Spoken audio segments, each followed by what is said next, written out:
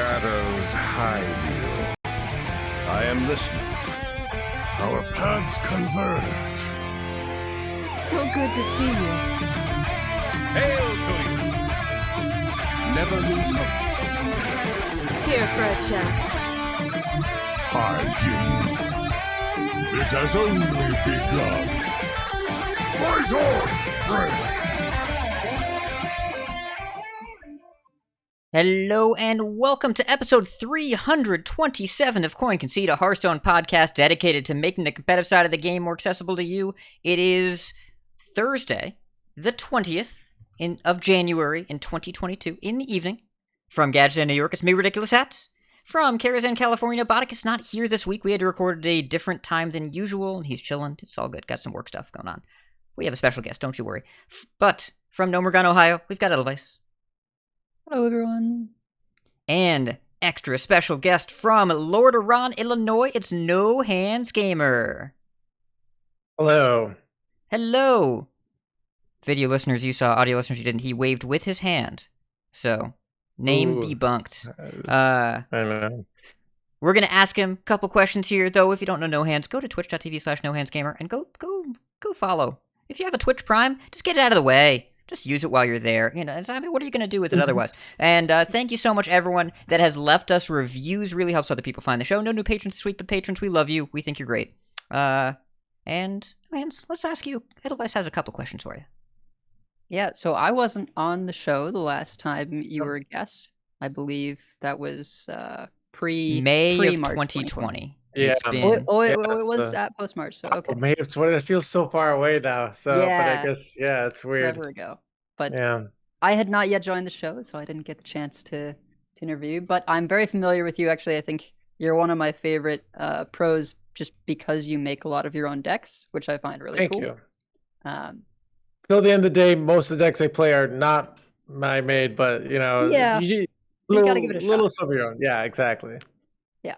And admittedly, Rush Warrior was one of my favorites. So, yeah, why don't you go ahead and give us, though, for other people like me who may not have been, listening to the show back then, what's sort of your 30-second intro? Yeah, so I'm a competitive player and content creator. I kind of got known because I had both tournament success and deck building success, and I'm also known because I have chronic nerve issues. So even if you don't have chronic nerve, a lot of people play with a mouse, especially a high APM game, which is in Hearthstone. For a long time, they can get wrist pain. So I started playing Hearthstone when my pain levels are actually pretty high, and I played it with a completely hands-free setup. And so that's kind of what I'm known for. And I am the No Hands Gamer because I never use my mouse when I'm playing. I use a hands-free mouse and a foot pedal to click. So, yeah. Yeah, because of that, you tend not to play as much of the APM-intensive decks like, your Miracle Priest, etc., which I have no excuse. I just have Boomer APM. I can't do those regardless. But you have come a long way since May 2020. You wanted to be a GM. You made it. But now that's kind of come into a close. So what are sort of your feelings and what was your experience with esports in the past couple of years? Yeah, GM, is very, very difficult, very, very challenging. It's very competitive. And I think one of the skill sets of first one, just being good at the game, but one of the things that people probably don't think about is being successful in GM is being incredibly adaptable. And being adaptable means just being on top. The nerfs happening the night before, you got to spend 10 hours. You got to this. There's just so much stress and so much.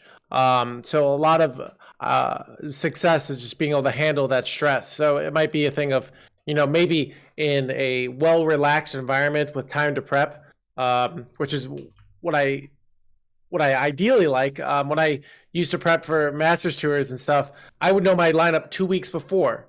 I would have already practiced it. As a matter of fact, the first tournament I won, which is ACT Philadelphia, my back was having a lot of pain, so I didn't practice anything the week before. And I was in Philadelphia, and I was just going out to like bars with people at my hostel, just because but that made me relax. So when I actually played, my brain was, very nimble. So there's a lot of, just maximizing your brain performance. And it's a thing of like, I think now, for practice, you really, like, I gave it everything I had. And I think people don't realize when you give everything, it's interesting knowing what you're capable of, because you will burn out, you will just, and I think during United Storm was like, I kind of got burnt out, whereas the meta I didn't like, and I have good habits, but it just was a little amount where when you're giving things, it takes 100%. You're competing against very smart people who are very driven and, want to win and want to beat you. And, but I'm very sad that GM is ending, but there is like a slight tinge of, relief of this responsibility being lifted. So it's kind of interesting in that way, but yeah. Yeah, I know a lot of my players on Sugoi would always get frustrated when there were nerfs right before a Masters Tour. But with GMs, you're just playing every week. So odds are nerfs happen and you're playing, that weekend. So you're always on low testing time. Especially during Stormwind, there were, in addition to the mini set, there were 5 nerfs that expansion. You just imagine spending. I was looking back at the old VS reports. The first 3 reports of Stormwind were 204, 205, 206. All 3 were played on different patches.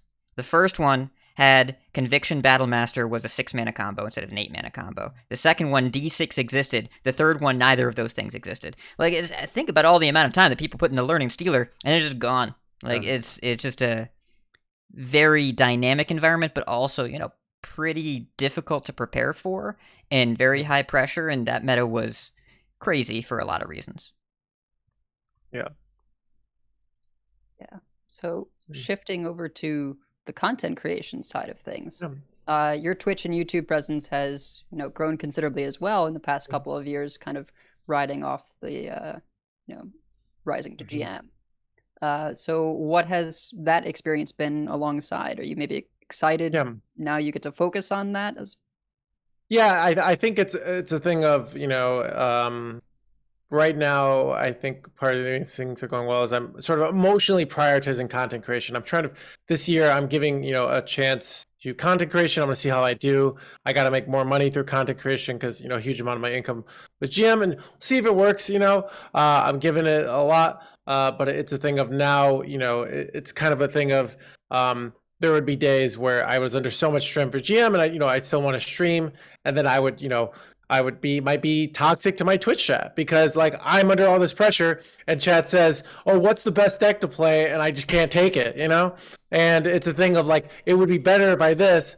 And then, I would try things of like, okay, I'm not answering questions. You can't answer questions. And then people get mad at me for like, why can't you just answer my question? So it's just the reality of like, when you're compromising your energy, like when you're trying to do 2 things at once, often they both suffer. So it's a thing of now, like, I'm kind of going to be prioritizing. So it's a thing of like the way I look at it, maybe I take it, a night or 2 off before a Masters Tour, but I'm not going to like, cut out the stream. I'm going to keep doing the stream and realistically and working on that and the YouTube and all that. So it's kind of my priority right now. So it's a thing of, that's kind of, so I think also, one of the things that I think people really like that I offer that other people are my over-explains, where just when I explain everything, people who are actually trying to learn the game, because there's so much subtle intricacies to Hearthstone that people don't really think about, and they kind of, one of the things is, there's the meme of, you beat somebody, you're like, easy, but it's not easy. It's incredibly hard. Like, it's amazing that you have this children's card game, as they say, and there's so much strategy and there's so much subtlety and there's so much going on underneath the surface. It's incredible. And, I'm playing that game 40 hours a week, making content, watching it on top of it, and I'm still messing up all the time, so it's there's so much to the game. And so that's what makes it interesting. I like seeing when you see, like, I think sometimes if you watch a game or something, you don't understand like the brilliancy of the top players, because you're like, oh, they're playing this minion here, where it's like all of a sudden you're like, oh, they didn't play this minion because if they played that minion, then this hysteria hits, and that, or they need to set up lethal. That's where it gets really interesting. So I think that's definitely helped the YouTube and Twitch for sure. I have a problem with your over-explains. You need to stop queuing into me when you do them. because you keep dunking on me. Yeah. And it's very obvious how you're doing it because you're telling everybody. I can't have that get out. You're gonna have to queue into somebody else. Yeah, you'll have to stop just doing so well at top 100 legend, you know? So. Well, luckily you have escaped me because my number is getting larger. I assumed that it was a bug with the dust issue. That's why my legend rank went up. And you're like rank 2-ish, so it's a small number. I'm ranked 2 on NA right now. I haven't played on NA in like 12 days, and no one's taken it from me. So we're not going to queue into each other. It's fine. You but- fixed it. Thank you. I Yeah. appreciate it. So yeah, obviously you've been doing pretty well with this meta. If you're camping 12 days, I suppose that means you've been able to avoid having to play too much of Rogue Stone. But, Yeah, but I got ranked 2 before people figured out the Knolls and Poison Rogue. And Belly Druid, I had a 70% win rate against Rogue. Because I was queuing with lots of Poison Rogues, and if they don't have that early Knoll pressure, you can just armor out of range. You ramp faster than them, and once in a while they get it. I actually had a player. Finally, I had been crushing him all night. That's a player, Photon, who I don't know who they are. I just played against them so many times. And they finally, I'm like, I got up. There's no way they can win. And all of a sudden, double Guild Trader comes down. And I'm like, what the heck? You know, like, this is unfair, you know? So they kind of tech that against me. But then once people figure out the Knolls, like, you get a Knoll, 2 Knoll, 1 Knoll even on turn 2. It's like 12 damage, you know? And it slows down your tempo because all of a sudden you have to figure out a way to kill that. So you can't just go hard on the ramp. So yeah, it's completely changes the matchup to being very Druid favored to I think Poison Rogue favored now. So yeah, so did you like sort of Alterac launch? I mean, I think there was quite a while before everyone figured all this out where the Burgle Rogue was like kind of real, but people were still running contraband and all that stuff. It actually took a while before everyone realized, oh, hey, Rogue's actually just the nuts. Yeah. How did you like that? I think this expansion is great. It just it's more of a thing if we could, you know, if everyone had, if I guess Vicious Syndicate hadn't told people to run preps and people hadn't figured out goals, it wouldn't be that bad, you know. But like, cause Thief Rogue was kind of good, but not like that insane. And then Poison Rogue was good, but still exploitable. And now it's just like these decks have no weaknesses practically. And it's just a thing of you can only take losing for so long before you go to the dark side. So it's a thing of, you know, just the percentage goes higher and higher. So a lot of like both Druid and Shaman are immensely fun. You know, and Guff is such a fun card. I don't know if you guys read I wrote an article on Reddit. It was a lot of the same things you heard, but it was on like value in Hearthstone. And I was kind of saying like, we need the big stuff. And Guff is exactly what I wanted. It's like, I'm playing the old gods. I'm playing Yogg. I'm playing giant Yashirajas. I'm going survival, like that I randomly generate. I'm having 40 abominations that I eat their minion, and then somehow they eat my minion back. It's crazy. It's like exactly what Hearthstone needs. So Druid is so great right now. And I think when Druid is good, because people are like foolishly saying, oh, Druid needs a nerf. It's such an exploitable class. Either A, you play minions. I know, right? Just play like a flame or something. Or B, like I think Zach was saying like, oh, priest, if you just have, because they need to play minions to win usually Druid, you can be a control class and just outvalue them with efficient removal. So I think when you have a Druid as one of the stronger classes of the game, it creates for a good meta because it puts the meta in a place where board matters and there's cool things and there's big things and it makes for exciting games. So, yeah. I could perhaps do with a couple fewer Yashirajas or Yoggs per game, but yeah, I think I'm inclined to agree. I could see that where Abomination as well is very, you know, silence vulnerable. So, yeah, it's funny. Control seems to be sort of a contentious subject, but can't really do that with Mazakis and Garrote Rogues around. So Stormwind Discourse cannot hurt us anymore. We're over debating what is a control deck. All we need from Alterac. Earth Mother, protect me. We need our Guffy boy. That's all we need. So we love him. He's wonderful. But I mean, the format's slower, right? Like they nerfed a bunch of the Stormwind cards and they're hitting the rest of them now. It's nice to see get to 20 mana, like solar resizing pouch for a bunch of 10s. You couldn't do that in Stormwind. You'd just be dead. Yeah. It's great. No? Yeah. And I love as well, like, even Quest Druid, where you get to targeted draw the hero, so you can consistently get that ramp. I mean, that's one of my favorite cards in Druid right now, I think, is Capture Coldtooth Mine, just because it gives you those interesting ways of building your deck. But I just have one final question here, which is just, have you gotten the chance to play any Conquest with the current meta? Because often when ladder is toxic, Conquest is kind of interesting because you just ban that class. Yeah, I have not. I'm still, there's one more season of GM, so I still auto qualify for Masters Tours, so I can't play the Conquest on the weekends, the tournaments, and it's a thing of I haven't, I should probably, see if I can look up tournaments, but I'm not as actively looking on tournaments. I always have the stream I feel to work on, which is, I have to go do those competitive things because they're very like reinvigorating. It makes you like, oh, this is why I really, I played in the Wild tournament, which was Conquest before the expansion. And I'm not a good Wild player, but what I did was I found the broken decks that were spend your mana, play minions kind of thing. And I spent my mana, I played minions, and I'm good under pressure. And I was able to get almost make it to top 2. So it was but and got a little luck, stuff like that, but it's yeah. So you don't strike me as an Ignite mage gamer. I'm not seeing that. No. It's I'm glad that deck's going away. It just yeah. Seems like something that shouldn't be in the game. I guess they thought so. Yeah. I mean, it's interesting that I think we talked about this with a couple GMs that you end up in this weird quantum state where you have to stay super wired into competitive Hearthstone, but you also have no Conquest to play. It's strange.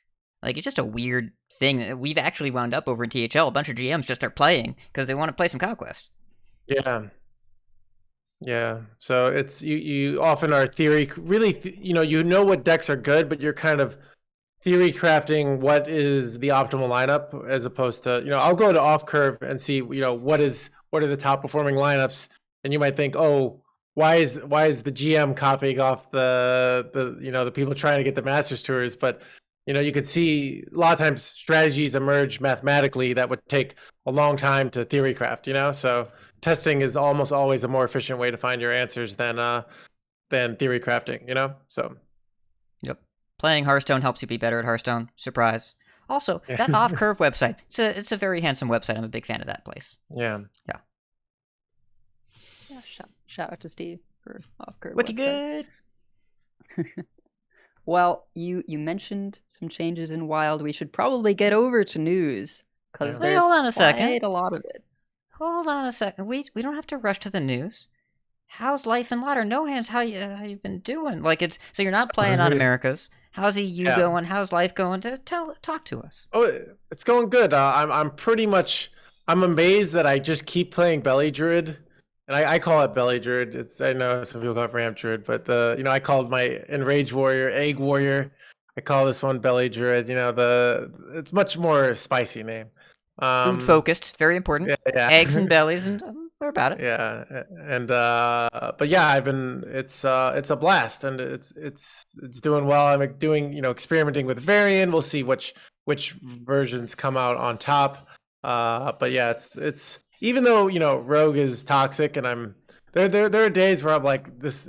I'm not normally a toxic person, but it's just like bringing out this hateful side of me where I'm just coming up with these extreme when your brain goes to oh, just Rogue players, blah blah blah. You're like no, it's okay to play Rogue. It's but your brain just starts going to that direction.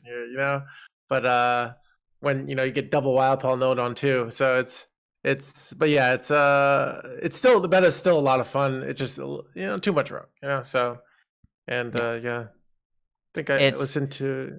I had a bad day on ladder, and then I woke up the next day and I looked back at my deck list and I had a Beast Druid with 2 Rust Rod Vipers, and I'm like, what have I become? Yeah. What's worse is when you put the 2 Vipers and you queue up against Poison Rogues and you still lose, and you're like, it's like you gave up everything to beat the Poison Rogue and you couldn't even do that, so. It's the Thanos meme. What have you sacrificed? Everything. Yeah. Yeah. It's going away. It's going to be okay. It's going to be okay. Yeah, it's gonna be okay. It's fine. It's fine. I'm glad that 5 we'll more be days, able to be at peace. Yeah. Yeah. Otherwise, how you doing? What you been up to? So I have mostly been playing Horizon Zero Dawn again. I think I'm at the point where I am used to it enough that I don't get terribly motion sick anymore. Kind of have to go through those kinds of games all at once, with the front end of it being kind of rough because I'm still getting used to it visually again. But seem to have leveled out. I beat all the DLC content, so I suppose it's time to actually beat the game now that I have all the best equipment. Seems good. In terms of Hearthstone, though, I have distanced myself enough from the period where I was, in the top 500 range. So now I don't actually even see Rogue that often because I've tanked so much that that's not what people are playing anymore for the most part. So targeting it is a really bad idea. And so yeah, now kind of am free to play more of sort of whatever I want.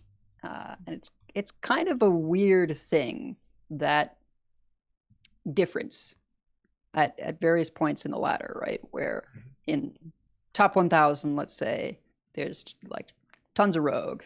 Then you fall out of that, and there's less of it, and like as you keep going higher numbers, there's less and less. But if you go too far, then you start facing Quest Warriors again, and that's kind of weird because I haven't really seen Quest Warrior at all, except in like coaching sessions with people, and I think it can be really bizarre, but also kind of interesting to see those sort of pocket metas, I guess you could call them. And how people's experience on ladder can just be so dramatically different playing the same game. This is foreshadowing for later in the show. We're foreshadowing not just the balance changes, but also Gallen's excellent tweet thread about how they balance. And yeah, this is the polarity of this meta. I mean, we kind of saw it a little bit at the end of Stormwind, really the second half of Stormwind. Garrote at top 100. If you were playing against Drivo or Rekvam, Garrote had 0 bad matchups. It could beat literally anything. If you are outside of top 1,000, the deck is barely 50-50. If you are grinding to Legend, there is no Garrote Rogue. It just doesn't exist. And it was such a stratifying, polarizing experience, and it doesn't mean that lower ladder is less relevant. It doesn't mean that higher ladder is more relevant. It just means when players would talk to each other, if they didn't recognize the experience may not have been universal, then it felt like Hearthstone was in 2 different spots. One of the Discords that I was in this week wasn't sure if they nerfed Rogue enough. Another one that I was in with a very different makeup was confused why Paladin wasn't nerfed. And it's just such a huge variety in experiences right now and this year that it's been fascinating to experience. I kind of went through...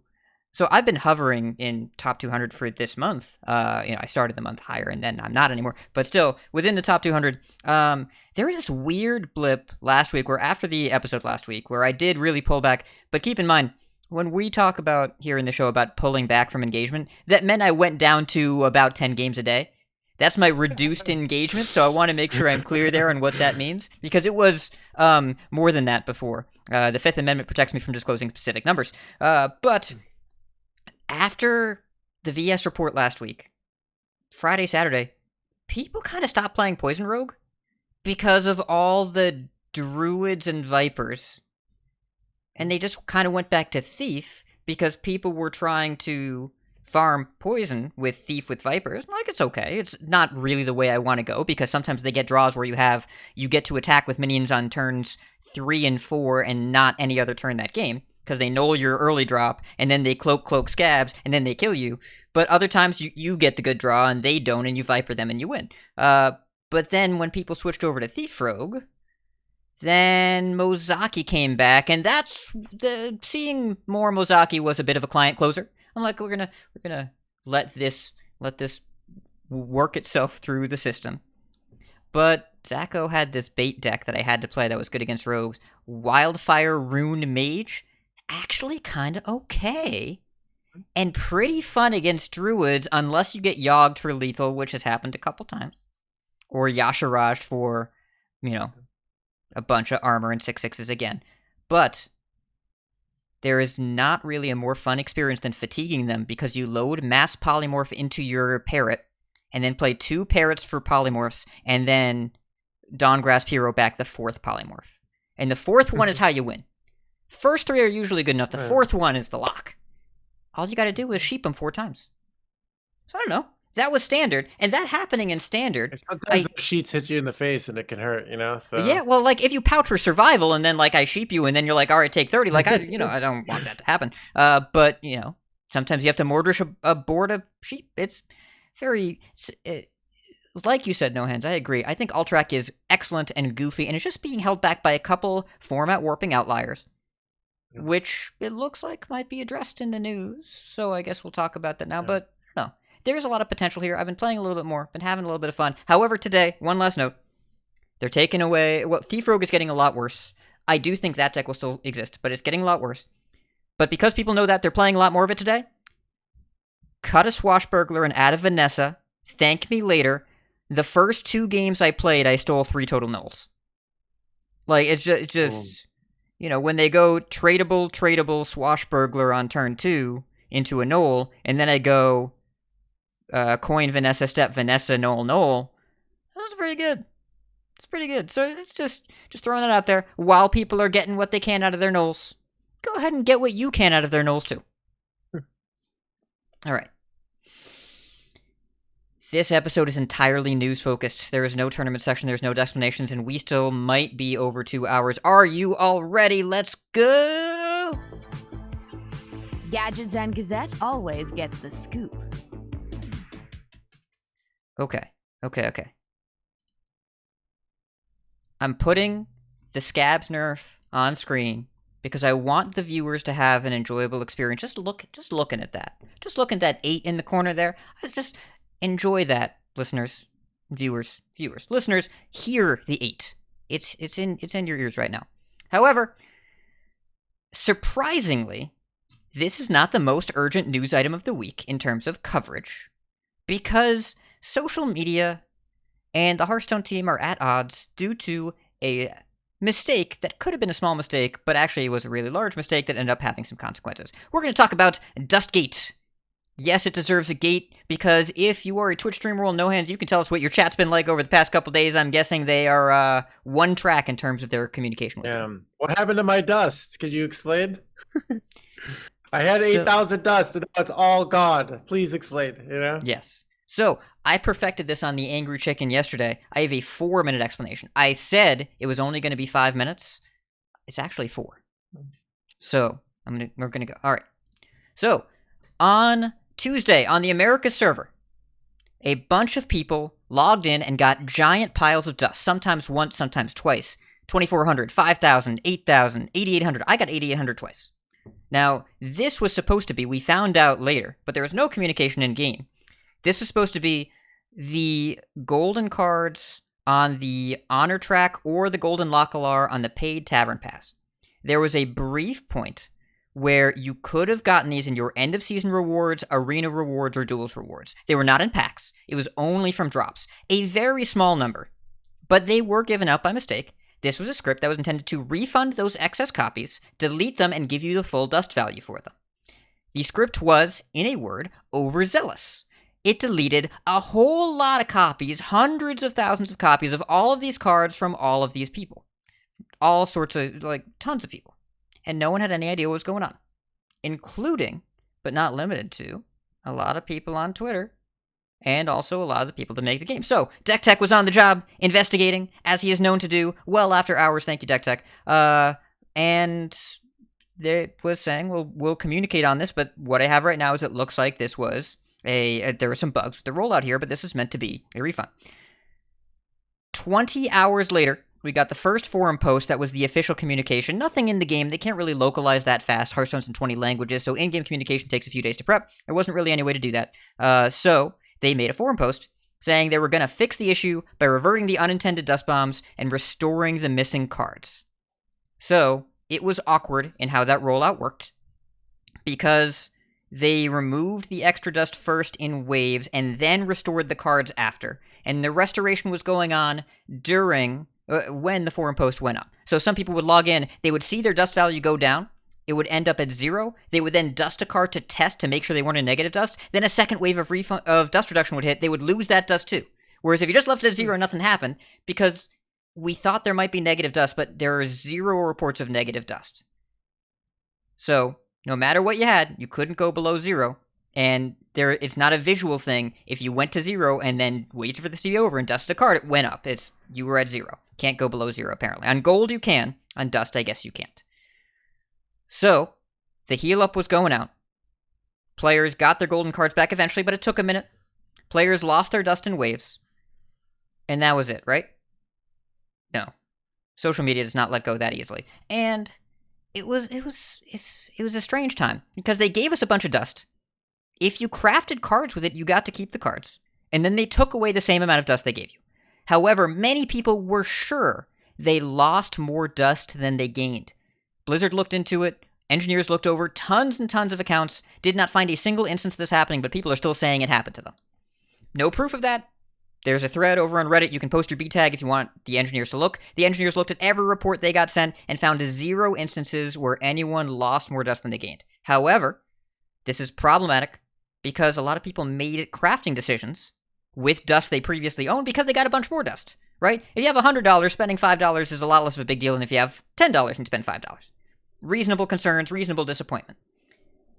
However, the biggest problem for me, personally, is that if instead of saying, this is a bug, I'm going to wait for them to fix it, this is not my dust, if you said, this is a bug, they're going to fix it, I'm going to spend this dust right away because I want to exploit the system as much as I can. If you did that, it seems that you were rewarded because you could not go into negative dust. If you just waited, then it was effectively a visual bug that lasted 24 hours and was very confusing. In addition, Blizzard now has to contend with the misinformation campaign around, they took my dust. They didn't. But there's a campaign, like, it's not a campaign. Reddit is just convinced that dust was taken.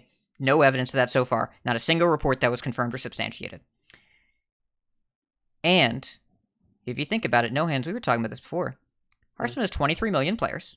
If you assume a quarter of those, mere 6 million, are on the Americas server, rounding up, doing the rough math, and you assume that roughly, if you average out the amount of stuff that players crafted with the free dust, if it came out to $1 per player, that is a $6 million loss for Blizzard. That is a lot. I don't know if it's that many. I don't know who crafted. It's lot. About like $100 worth of dust. So it's really, if they hadn't, gotten dust, it could be like a $600 million mistake, which is it's a big mistake. Let's just say that much, And all dependent on people failing the marshmallow test. I am not familiar with the marshmallow test, but I assume it has to do with human kindness. Oh, no. The marshmallow test is the thing they study with kids where it was, okay, I'm putting this marshmallow here. If you sit and stare at it for like some increment of time, 5 minutes, 15 minutes, whatever, they keep increasing it, and you don't eat it, we'll give you a second marshmallow. Yeah. And so the test is, do you delay gratification and wait so you can get 2 marshmallows, or do you not delay gratification and you just eat it? In this case, a little different because you don't know the result of waiting to use your dust or not waiting to use your dust.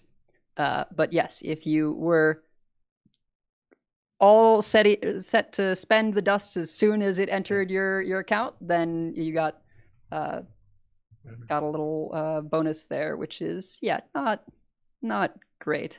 I have a small bit that is my experience here, which is, as well, I don't concern myself with the affairs of the smaller fish. These squabbles are beneath me. Yeah, I totally passed this entire thing. I saw the 8800, I was like, cool, maybe this seems wrong, but I have no idea what my dust count was. So there's no way to know, plus, minus, whatever. It says 11,550. I assume that's what it was before this all started, but I haven't hit the button. because nerfs. So I don't know.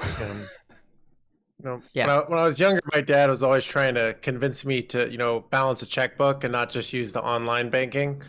And now I'm like, oh, I need to like get my dust out. Okay, I disenchanted this much dust. I crafted this, and then I can be like, okay, Blizzard looks good, or somehow I gained 400. I lost, because it's a weird one where you're just like, I don't know what my dust was before, So It is plausible to see my dust number went up and down for reasons that I don't understand. Maybe I'm missing something, because why would you pay that much attention to your dust total beforehand? Either you have something or you don't. Yeah. I think it's pretty reasonable for players to be confused, concerned, and disappointed. The disappointment in particular, if you get excited to go make something the next day, and then you come back and you can't anymore, I can see people being disappointed by that.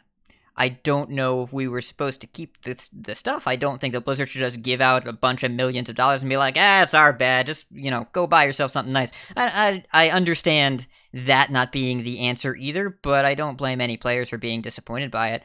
Like, I am also not hurting on the collection side, but I was ready to craft some Golden Road cards, and then I didn't, and then I don't feel taken advantage of or deceived, but also I would have liked to have Golden Road cards, and now I don't. So it's just kind of a careless mistake that turned into a bad situation for everyone, both internal and external.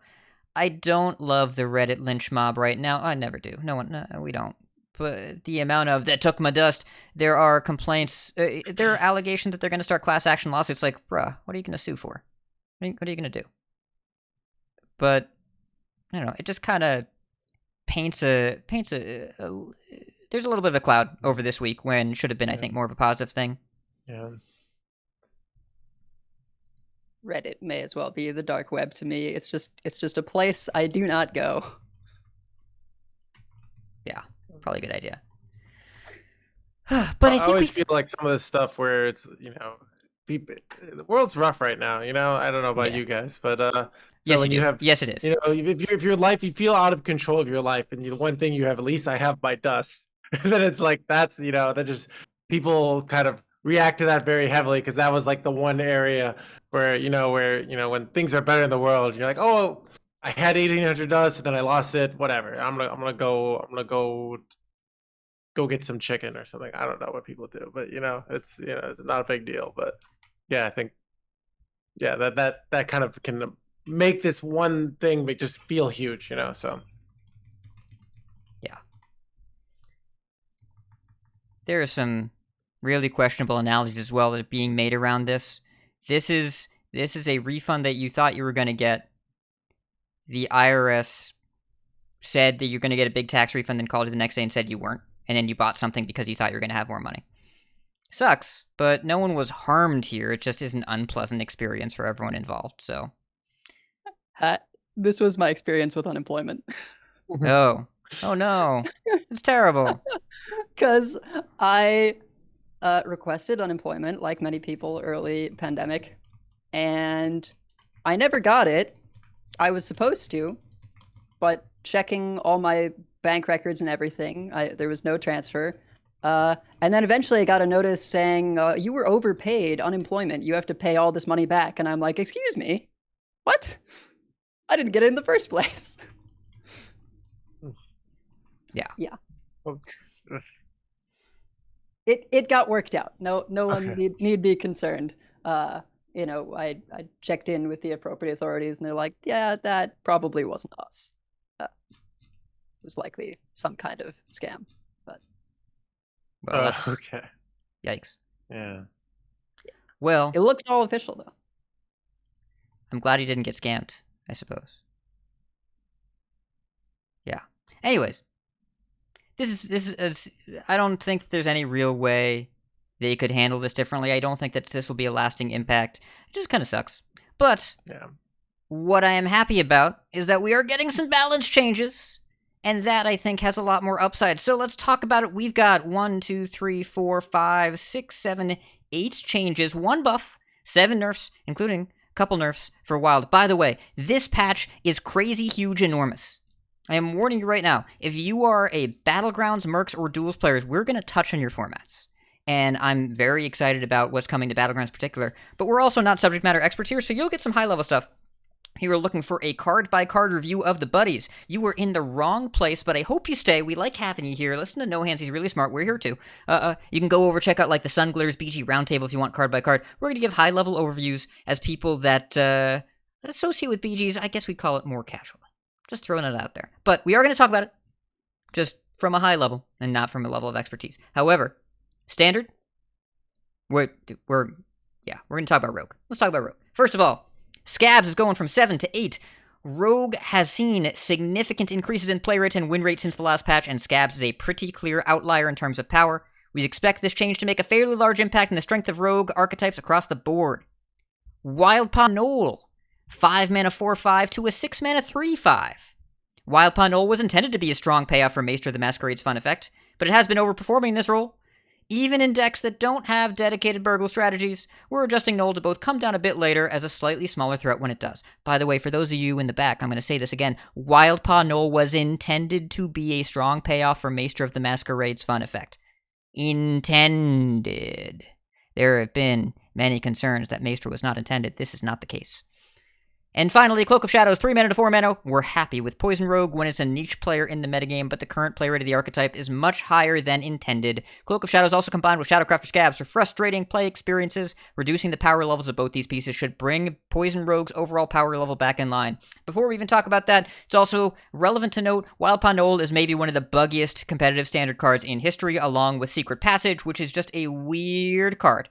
So, we do have confirmation from the patch notes that they have fixed the bug where shadow stepping a non-rogue minion makes the cost go up. We do not have confirmation as of yet that the bug that marks the cards in your opening hand are considered non-rogue cards for the entire game, where passage, if you send them away and then get them back, they reduce your nulls more. We don't know if that's been fixed yet. We are fairly confident it's a bug. I asked, haven't gotten confirmation yet. Hope that's fixed too, but it's not in the patch notes. Okay. Disclaimers out of the way. No Hands. Talk to us. What's going on with Rogue? Yeah, so the Knoll, the Scabs, and the Wild Paw Knoll, and I think the Scabs is actually the smallest of the nerfs. I think the Wild Paw nerf, while I think the card will still be playable, it might have the Flesh Giant effect where it's still the best card in Maestro Rogue, but they do have to run a bad 3/2 to make it. But it's a thing of I don't think you're gonna be able to run it in Poison Rogue because now it's gonna be a thing of if you have 4 mana Wild Paw Knolls or 3 mana Wild Paw Knolls that you're putting in your Poison Rogue deck, that's not actually that useful, and you have to use passages really, really aggressively just to get Wild Paw Knolls down, and then you can't use it to drive your poisons. That's gonna really hurt you. So I think Poison Rogue, like I said, is going to be going more to niche play. So Poison Rogue, I think, could easily still be around. Why? Because Warlock is likely to come back. And if Warlock is good, I don't care how many nerfs you do to Poison Rogue. Poison Rogue's still going to crush Warlock. The match is so bad. So the meta could adjust that in a way that's favorable, but you're not going to, right now, when I play Beast Druid, you got to kill them on turn 4, which is really hard because if you don't kill them on turn 4, well, it's just you do an Arbor up and then they go Cloak on 5, Cloak on 6, and it's like, all right, I'm going to go watch them play Solitaire for a few minutes. If they play well, I lose the game. If they play poorly, I win the game. There's no agency after turn 4. It's just but now I think, one, that they're going to have to spend more mana. If they're like digging for a Cloak, they need 4 mana for that Cloak. So they can't, do a Swindle and a Cloak. They can't do a tradable Cloak. They have to they go Passage for a Cloak. They have to use their whole turn. So the deck, I think, will still be, potentially a good tournament deck. You target a Warlock, you target this, but I don't think Poison Rogue is going to last as a dominant meta contender. I don't think it's disappearing, but like as I said, when decks do something well that no other deck does well, they don't disappear. And I don't see another deck that's the Poison Rogue replacement. And that's what I even wonder with Mizaki, which we're not talking about, where it does, what is the other OTK deck in the meta now after Mizaki is? So it'll be interesting if format of Mizaki sticks around. I could see it. I could see it disappearing completely. I'm not really sure. You know. We do still have Bullner OTK. Yes. The Shutterwalk deck. But And it is much Fell. slower. We have Kurt combo too. Yeah. Mm-hmm. So I would hope that gets to see some more prevalence because that does not do well against Mozaki Mage. But if it can take the place of Mozaki Mage, I'm happier for it because it's a much more disruptible deck. It's also just, it does a lot more stuff. Like you win games through freezing the board and just doing that a bunch. There's a lot of versatility with that deck. But yeah, when it comes to the rogue stuff, I think I probably align a little bit with Kibler here in the sense that card draw is just really good in rogue right now. And Secret Passage has been like the best rogue card since it was printed. So I do wonder, I mean, as you say, this won't kill the deck. And if that's the intent, and so that it still is a target, then fine. I just hope that it pushes it down enough. And I think the scabs to 8 is the most important bit for me, because then you've got that window, right? Yeah. Of, well, now it's cloak on 6, cloak on 7. And for aggro decks, that's so meaningful. Yeah, Poison Rogue isn't just crushing aggro decks now with the right hand, you know, which it could literally just crush an aggro deck, which... Dude, like, I had this game where I was playing Face Hunter, and I had turn 1 Initiate Coin Og Merchant, turn 2 Doggy Biscuit, and I lost that game on 7. Or an 8. Because they had a Knoll, and they smacked the thing, and they killed it with the free Knoll, and then they killed me. I'm glad that Poison Rogue now has a weakness, and also you can play stuff in turns 1 through 5, and then attack the rogue with them. Yeah. Well, I was thinking, what's interesting with the Kibler point of view, I think you're talking about Bullner OTK, it's really a completely different style of OTKing where when you're playing, if you're playing Bullner OTK optimally, you're not going for the full OTK strategy in about 70-80% of games, you know? So it's a thing of, you're going to be using those resources and maybe throwing away your OTK or throwing it like, you throw away one Lightning Bloom, and if you don't draw the other one, you're not going to hit the full OTK. And it's a thing of where Rogue, you can consistently cycle through and always have all the OTK pieces.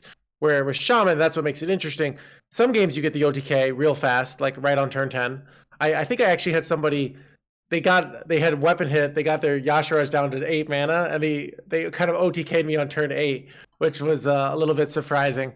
So there's that variability, and that's what's interesting to you as a player is like you have to decide how fast do I risk dying? Do I try to win on turn 9? Do I try to win on turn 10? And I think that makes for interesting games where it's like, okay, Garrett Rogue, I'm always gonna die on turn 9, like always. So it doesn't have that variability. It doesn't have that, I've got to read on their hand. Like, no, they're going to go passage. They're going to dump cards. They're going to go scabs on 7. They're going to race the tempo. You're going to one shot to try and kill them.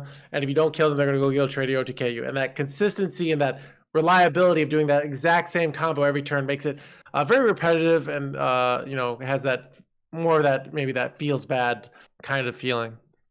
Yeah. Well, and then to shift over to Mage, where we've got flow from 3 to 4, you were saying maybe Mozaki sticks around still because it can be that fast. Obviously not as fast, but there have been games where I was ready to mutinous and I got killed on turn 6.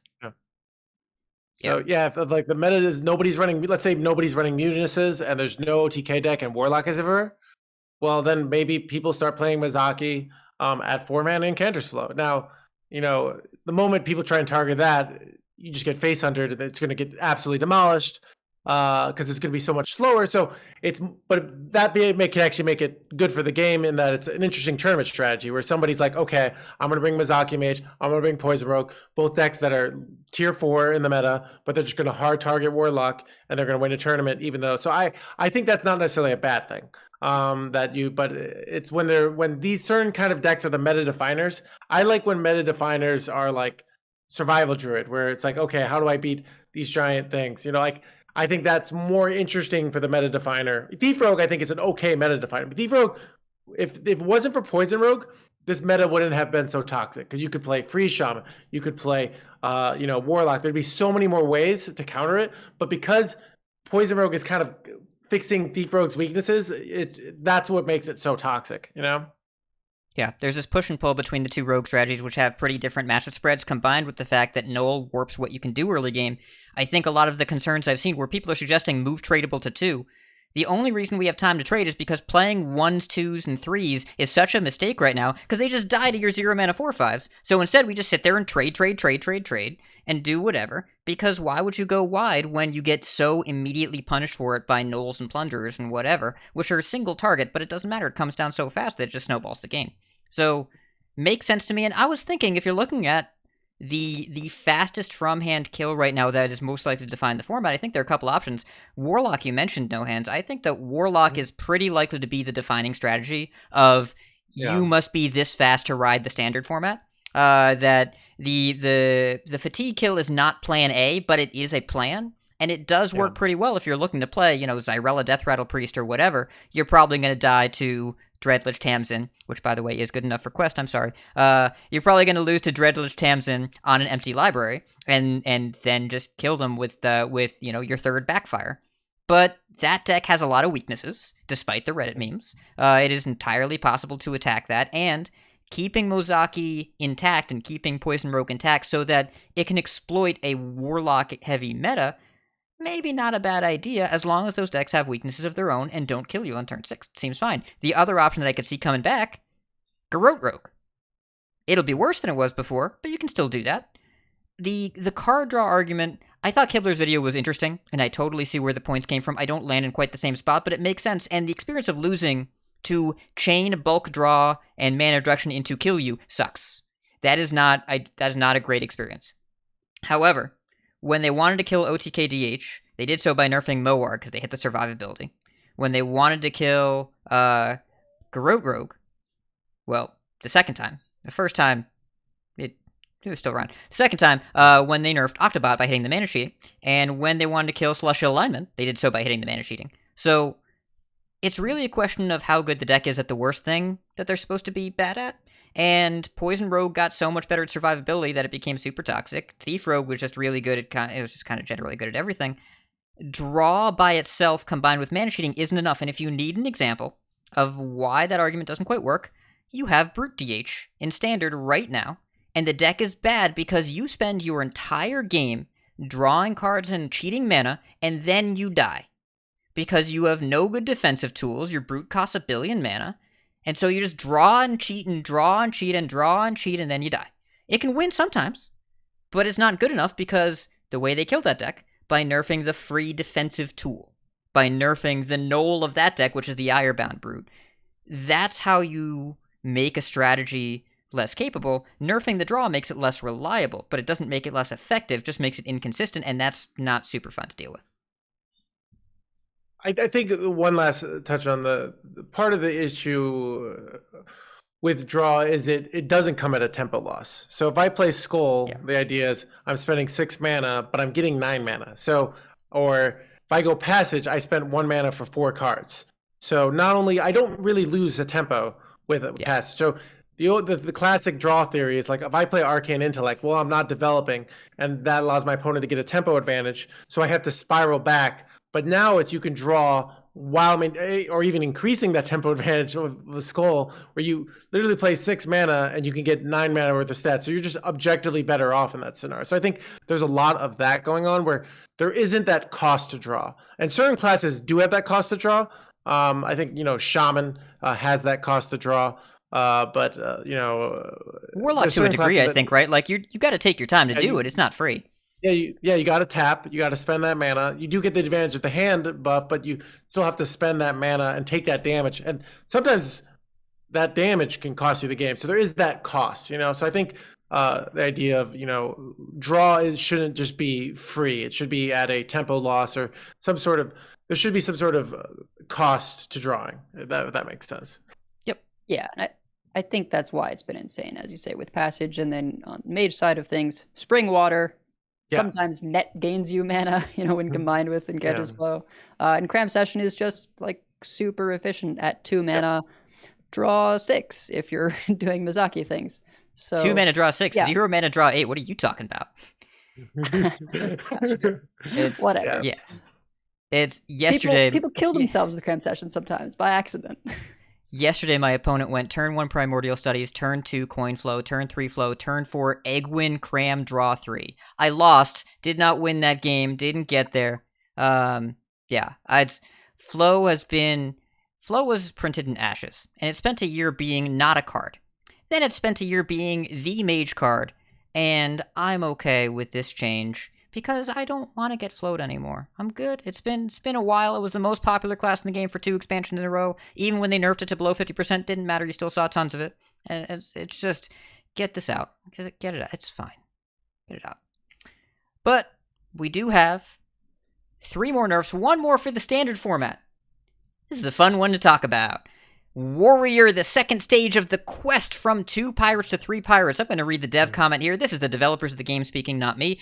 Pirate Warrior is not a power outlier at the highest ranks of play, but it is overperforming at many of the lower ranks. Going from 7 total pirates to 8 will promote deck diversity in the bronze through diamond ranks. We touched on this concept a bit last week. We're going to talk about it a lot more later in the show. But no hands.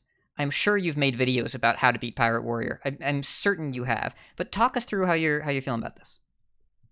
I'm still not sure. I've been trying, I'm in my top 100 legend bubble. And sometimes, I got to connect with the little people. I talked to my dad. He's a Pirate Warrior player. He was not, I told him this is getting nerfed and he was mad about it. So, not everybody, I don't know. It's a weird thing where I think I was watching Regis Kilvin's most hated and most loved cards, and the Pirate Warrior Quest both made the most hated and the most loved. So it's a weird thing where I can see it both ways. I can see it as like I like having this simple deck that if you decide you want to win and just implement a simple to effective strategy that isn't that difficult, you can win games. But I also can see is these players who are playing other decks and at that skill level, both players are spending their mana, maybe not spending their mana that effectively. They're floating mana. They're not taking value trades. But the Pirate Warrior always wins because no one's really winning on turn 8, and then they play Rockera down, and then they always win because the quest win condition wins. So it's an interesting thing because it's like I said, it's outside of my normal experience, and I'm still not sure what but we'll see what the best. Thing is, I think there's arguments for both ways. Like, people are going to be sad that they lose their Pirate Warrior, and people are going to be very happy that Pirate Warrior is dead, or at least the quest Pirate Warrior. So I'm not exactly sure how I feel. If they were nerfing it for my rank, I would say it's a terrible decision. But like I said, they nerfed it for the bronze through diamond. So yeah, for the people that were seeing it. Because, I think we all talked about it. Nerfing Pirate Warrior would have 0 impact in our experience because I can't remember the last time that I played against one in Standard. It's just something that is a really disproportionately heavy play experience at lower MMR brackets and a much more frequent one at higher. And again, this is not a judgment on Pirate Warrior or on people that choose to play Pirate Warrior. If you like this deck, go ahead and play it. I don't even think the deck is dead. It's +1 Pirate total. It's worse, but it's not dead. And if you want to keep playing this, you can keep playing it. It's just you're going to get Rokara down a turn slower now. You're not going to be able to go turn 4, deckhand, cannoneer, attack, and get both ticks of the quest. Like, it's going to be a little bit slower, but it's okay. What do you think, Edel? Maybe with the null change, I can play my non-quest aggro warrior, which gets to take advantage of the very powerful curve of Imprison Gnarg into Defias Cannoneer, which is quite enjoyable. Okay. So I see it.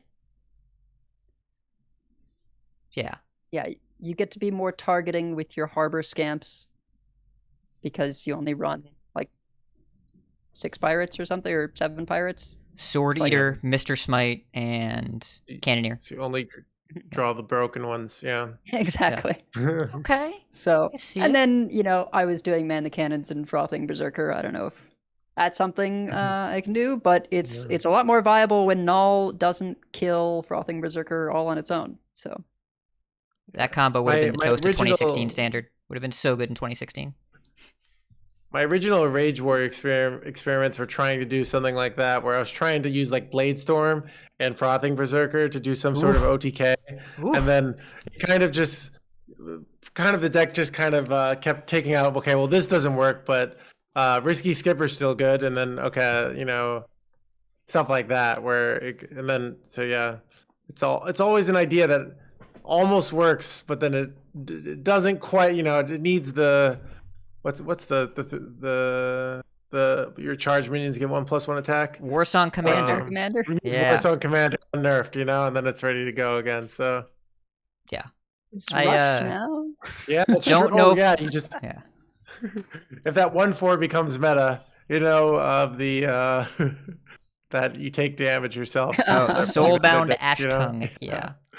Yeah. Yeah. There are a lot of ifs here that I'm not sure I see happening, but we'll see. I don't know. And Warrior also got a buff. The Rokara hero card, Rokara the Valorous. 5 armor to 10 armor. The first hero with double-digit armor when you play her. Rokara is one of the less viable hero cards right now. We want each class to have exciting play options, so we're increasing her armor to give her more leeway and swinging into high-attack minions, and to better synergize with some of Warrior's armor-focused cards. Rokara Shield Shatters the same turn now. You just fire it off there. Okay, that's something I hadn't considered, the Rokara Shield Shatter. I do like that. That's clever. I'm more on board than initially. My initial thought was, oh, they just don't have the guts to give the weapon immune while attacking. Clear alliance bias, where the Carial weapon does not lose durability and reduces the damage you take by half, but they can't give immune while attacking to unstoppable force. But I like the Shield Shatter thing. That's pretty cool. Yeah, I think armor gain is really, really valuable in the meta right now. I know not to bring up the control of this, but I think if you want to play a more control value-based deck, you need armor gain. If you don't have armor gain, Druid is doing well largely because of gaining 16 armor from a Solar Cenarian. If you're playing Shaman and your opponent there for a while though, now the Poison Row got so much damage, but for a while you could do a big armor play with armor vendors, gain 16 armor, and then all of a sudden you're out of range. So without armor gain, it's very, very hard to take all the burn. So it's a very so the armor gain puts Warrior potentially on the map just for that. Yeah.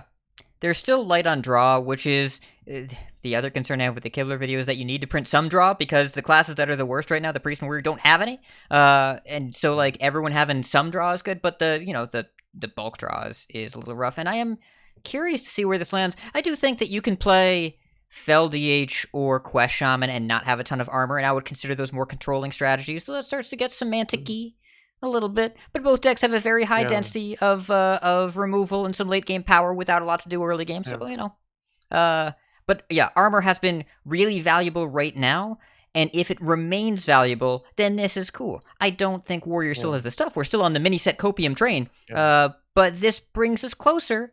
And Rokara Shield Shatter, there are some conquest lineups where you will anticipate Beast Druid, and you will target it by running a deck with this in that deck. There will be some people that win by doing that. Yeah. But that's not all. We still have 2 more changes for the Wild format. Sorcerer's Apprentice. 4 mana. 4. Can't Drekthar her at all.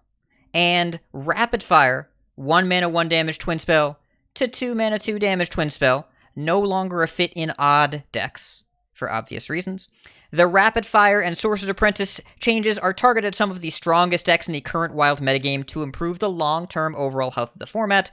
Both of these balance adjustments are aimed at decks with extremely efficient from-hand damage, which puts big constraints on which strategies can find success in Wild. By removing power here, the format should open up for a few more viable archetypes to see play, and for the Wild format to slightly slow down overall. Also remember, this is within the context of the quest slowing slightly down by 1 tick. It's not as hard in Wild to finish that quest because you have this card called Ankar. Turns out that card's quite good, but it will at least be a turn slower most of the time. Thoughts? How we feeling? Yeah, I mean, I think even in Wild, where Pirate Warrior is actually a really good deck, one more pirate. Like often you're top decking and you're trying to top deck that, that you got the Ankar, but you're trying to get it down, and that usually means one more turn. And in the efficiency high tempo world, that's a game, So it's a thing of unless the meta becomes really stops teching for Pirate Warrior, or stuff like that, where it starts being favorable for Pirate Warrior because there's less of it. I expect Pirate Warrior to go way down, and then so it's a thing of, I definitely think, and I'm glad on the I don't like that the Ignited Mage exists, and there's a lot of, it's kind of just Blizzard is saying, okay, we can't really, it's too hard to figure out all these people who are doing the speed hacks. I know I've seen a lot of complaints on that, and they're saying, we're just going to get rid of the incentive, so you don't have, and I think that's a good thing, where it's kind of, I don't think Hearthstone's designed to be a APM, like a full APM, like, can you do it as fast as you can game. It's supposed to be, all right, maybe you have a few turns where you have a lot of these cards you play, but for the most part, it's about the quality of decisions, not the quantity. And I think when you becomes a spot where people are exploiting with that stuff, that's a sign of like, hey, we need to tone these things back. So yeah, well, and it's probably better for Blizzard just to not have decks in the game that people think they're being cheated, because most of the time, most players are not cheating. But it's just like the dust thing. If you heard about someone that maybe lost dust with the rollover, even though they probably didn't, then you wonder if it's happening to you too. There were some noted cheaters. It's worth noting, in Wild, there were noted cheaters that got rank 1 legend on the Wild leaderboards on multiple servers and then bragged about it and or streamed it. It is happening, but most players aren't experiencing this. It is happening to some, but not to most. I think, I could speak to this as a streamer. If you just that feeling of, once you get that feeling of I might be getting cheated, even if it's like very low percentage, that's where your brain goes to. It's a thing of, I think, players be like, oh, you're only getting cheated 2% of the time, 1% of the time. But once you have that, like, this person might be cheating me, it just kind of throws off a lot of the fun. And I'm sure as a non-streamer too, if you feel I'm losing this because I'm getting cheated, and it's just going to take that sort of excitement of the game, even if it's a very low percentage of the time in reality. Yeah, and then with the hunters, it just feels bad to have a hero power target your face over and over and over and over. Yeah. I played that deck a bit before it became like the thing to do in Wild. And maybe there was one fewer damage spell or something. I don't know. It like wasn't quite there yet, or there was just other more broken stuff. I don't know. But rapid fire means I don't think it exists anymore. At least not as odd. And if you're not odd hunter, then your hero, that's one less damage on each of your hero powers. Pretty significant change to go from 1 mana 1 damage to 2 mana 2 damage. So maybe people who really just like genuinely it's fun will go play Quest Hunter with both odd and even cards and try it that way. But it would be a very different deck. And this is addressing a lot of that from hand damage stuff. And Sorcerer's Apprentice, I was abusing in Duels to do the, take a bunch of turns thing. And with Embercaster, it's one of the most abusable cards, I think, when you have access to all kinds of cheap spells. So yeah, we've gotten to play Sorcerer's Apprentice a very long time. I'll miss the Exodia mage stuff, but we've had our run with it. So yeah, I like that they didn't do the and not less than 1 nerf, because at least with this version, if you end up with a bunch of Moltons or whatever, you can still do the thing. The thing still works. It takes forever. It's probably not competitive. You can't direct throw this out, but you could still do the thing. And there is something to be said. I know it's a meme. There's something to be said for Wild being Wild and for the cards working the way you remember them working, which is why I think it makes more sense to change the cost instead of changing the text. It does raise the question, for the people that want to play with 2 mana Sorcerer's Apprentice, we probably need to start thinking about, and by we I mean Blizzard, I don't work there, they probably need to start thinking about what do we do for a format where people can play iconic cards that we changed? Because Sorcerer's Apprentice is iconic. And there are a lot of games where we played Mana Worm on 1, Apprentice on 2. I don't think that's coming back, but it was just a part of the game for so long that I wonder if there's a way to make some place where this is a thing. Maybe that's classic format, maybe that's Nax, whatever. Or maybe they make the wild equivalent of vintage where just every card is how they originally made it and just go nuts. I don't know. I'm curious because players in Wild were used to older cards not being changed for a long time. And I bet there are some people out there that will miss her at 2, besides the win rate reasons. I think this is the right call, by the way. I'm glad they did this. But I think there's an opportunity here to at least start thinking about what do we do for creating a way to play with cards as they were originally printed, and maybe Classic is the answer. I don't know. I thought it'd be cool if they had, maybe for 4 months, they do something where, hey, we're going to do the, what's insert expansion, Naxxramas or Old Gods, and it's going to be that expansion. You're going to have the cards that every one of it had that expansion at the power level, and it'll be that for 4 months. And maybe you could, maybe they give a bunch of core cards for this, and maybe they sell some packs for some of the cards, so Blizzard can have a financial incentive to do that. And you have, hey, you can play these old cards if you have them. Maybe we give you some that especially like got nerfed or something like that, so you don't have to like craft them and then they're worthless. At least you could go play them in Wild after that. And it's a thing that people can go play in the old expansion for 4 months. Like that could be something interesting. I don't know how successful that idea would be, but it's something you could do to say like, play this for 4 months of the old thing. I think it'd be a lot of fun if it was easy to implement, obviously, but it could be difficult. Yeah, this is time walking in WoW. It's the same thing, and they do it in WoW, and it's successful over there. They make a button that you press to play a specific patch. Like it's this patch at this time. Play this patch with the cards as they were, and they could. I like the idea of saying either if you have the cards you can play them, or maybe like pay $5 and you get non-craftable copies of the cards that were in this patch, and then you can bring into Wild if you want to, or whatever, a small dollar amount, where like you can just have it because it's not going to be useful to, no one's going to go back and craft. I don't know. Trying to think of cards that were good. No one's going to craft. What was good in Whispers of the Old Gods? Dragon Warrior. No one's going to go craft Dragon Warrior, right? Hatred. Yeah, it's... Oh, yeah. That was still around. Yeah. Been a minute. No one's going to go make these cards because it doesn't make any sense. So, like, give some dollar amount where you can have non-craftable, non-dustable versions, and then you can just have them. Or if you have them already, then, like, go nuts. I think that'd be interesting. I think there's some upside there. I like that idea, No Hands. Yeah. And they don't have to make anything new.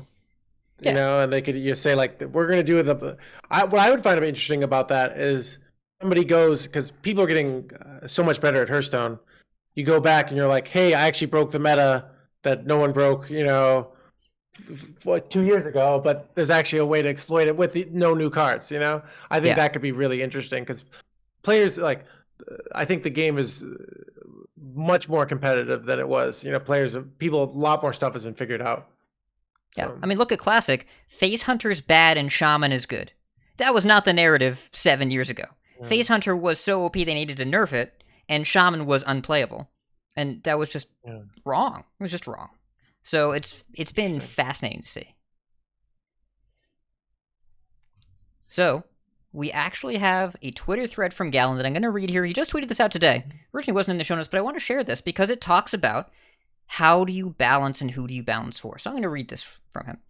There's been a bit of discussion recently around which group of players the team balances around. Do we balance around the high skill but relatively small group of players at high legend, or do we make changes for the overall player base? The answer is, it depends. Would like to keep in mind here that most changes are not made for one group or the other, but are made for both. Very often, the top legend meta and the meta outside it are similar, with top legend being a few days or weeks ahead in terms of refinement. But what happens in the instances where they diverge? Recent examples are Garrote Rogue, which have skewed much more heavily into High Legend, and Pirate Warrior skewed the other way. Currently, we view these changes first and foremost through different lenses. When we consider changes to High Legend, they are primarily balance-focused, similar to our changes aimed at both groups.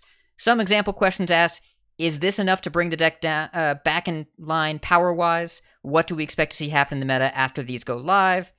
Decks outside of High Legend that don't appear as power outliers are mostly viewed through the lens and question of, will adjusting power here make the game significantly more fun for the average player? If the answer to this is yes, this is a good reason to consider making changes, even if the card or deck being mentioned isn't out of line. Important note, every card and deck we talk about goes through both balance and feels-related discussions. In these diverging cases, though, one of the two becomes the primary, and one becomes the secondary motivator in driving us towards a balanced change. Something I felt was important to call out based on recent discussions I've seen. Edelweiss, reactions?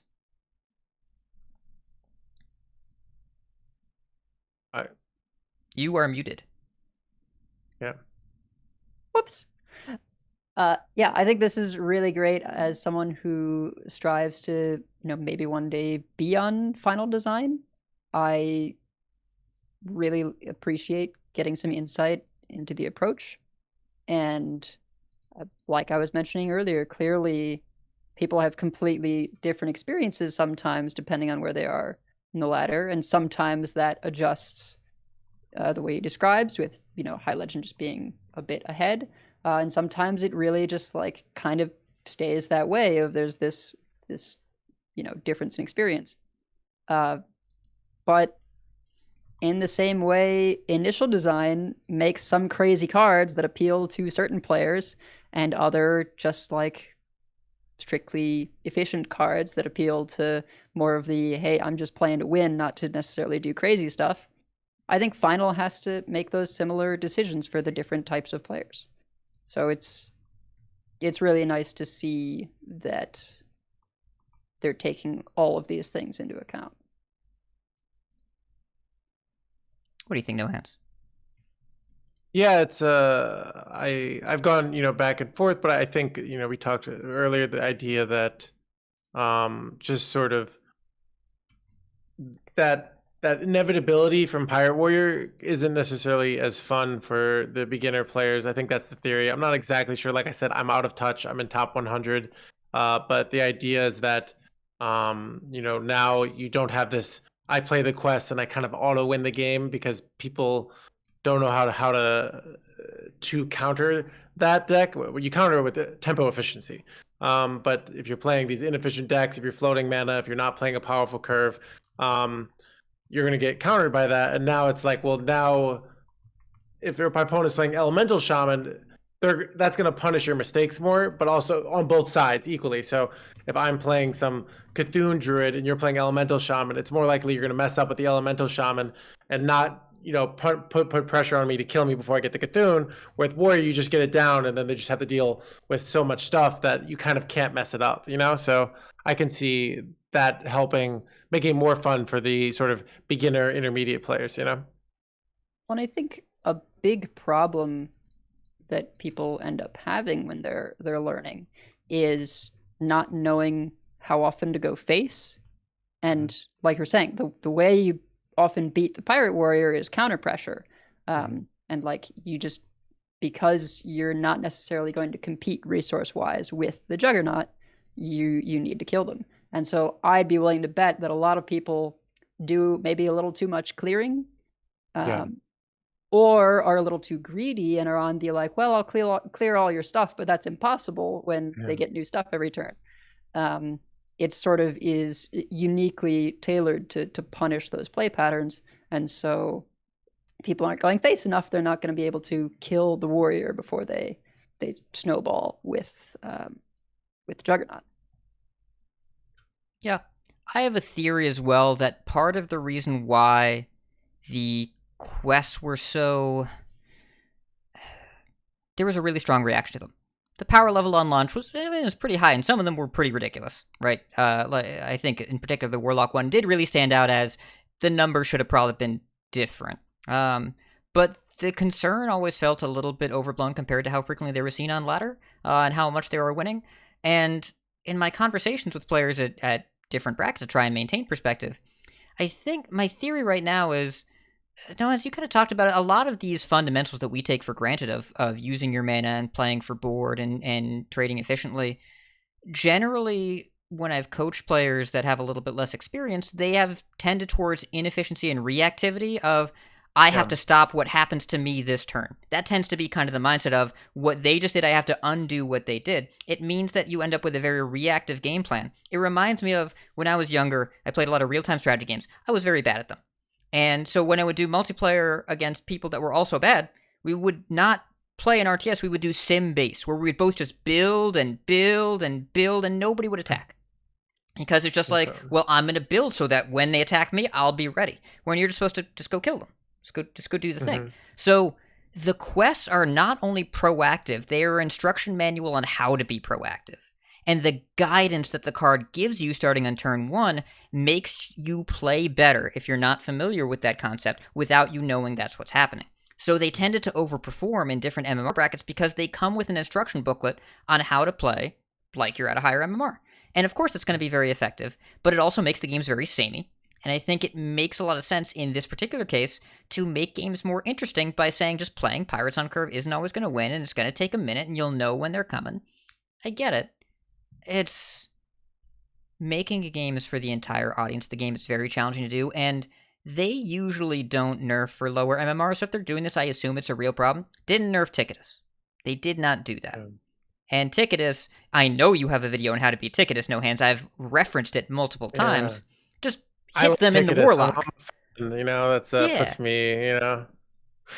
So, like, it's... There should be understanding that if the game designers make a change here, it's because there was a real problem of experience at those ranks, and that matters, and that is relevant, and the game should cater towards all its players. And I really don't like the approach of saying it is not a disparity at higher skills, so just get better as a player. I don't think that's the right decision for the designers, and I don't think that's the right way to approach it as someone trying to understand broad perspectives in the game. Some people don't want to compete in Hearthstone. Some people don't have background in card games. Some people are just pulling this up as a phone game, or some people are sitting down their computers, but they just aren't sure how to approach a matchup, and then they end up getting it wrong. They don't learn, they get frustrated, and they leave. I don't want anyone to stop playing the game because they feel like they can't win. And even though there are ways for people to improve, they shouldn't need that to have a good time. So I'm glad that they shared this philosophy because it's all about making sure that most people have a good time. Yeah, it kind of reminds me a little bit of the discussion with Sekiro of should it have had an easy mode or a story mode or something. And so we're on the yes side, yeah? Well, I am now, but I think when I was first playing it, I was like, oh, but the experience is really of like, you know, taking the time to learn the fights and get the rhythm and it's like, yeah, not everyone has that kind of time. And it's a really good story. And I would rather that more people got to experience that story than to be turned off because they literally couldn't progress in the game because they couldn't beat a boss. And Seven spears. Screw that guy. Having played, you know, other games like Witcher 3, Horizon Zero Dawn that do have an option of, you know, they call it story mode usually is the lowest difficulty, where it's like, yeah, you're not playing this game for the accomplishment of challenging combat. You're playing it because it has a really cool story, and they do have great stories. So people should be able to play how they want to play. It's a little more complicated, obviously, with solo content games versus like competitive games, but I feel like, you know, certain elements apply in both situations. Yeah, I think an interesting comparison in my mind is just the way we know Scabs kind of reason I think people say it's overtuned is it perfectly addresses the weaknesses of Rogue, you know? So instead of having to figure out how to make things, hey, this is this perfect card that just completely slots into all of your decks because it's so good. And I think Pirate Warrior it's overtuned for the beginner player, where it completely sort of compensates the weaknesses of beginner players. But what's unfair about that is, I'm a beginner player and they're a beginner player, but my deck completely mitigates all these weaknesses. So instead of us being at similar ranks, like weaknesses, it kind of minimize those weaknesses because you don't have to spiral on board. You don't have to be efficient. You just get rocker down. And a lot of times, like when you watch beginner players, I've watched like my dad trying to get a legend. Everyone just kind of plays things and nothing ever happens. Like it's this weird thing where they're just like, I know it's turn 7. Normally someone would be dead by now in my world, but like how is nothing happening? And then all of a sudden you get rocker down, and then something's happening, whether you like it or not. There's 4 damage, there's a weapon, and there's a pirate every single turn. So it kind of that's kind of what's interesting. So it kind of makes it even playing field in difficulty in a way. So that's kind of the way I'm looking at it after us talking about it now. Yeah, I see it. It's everyone's experience matters.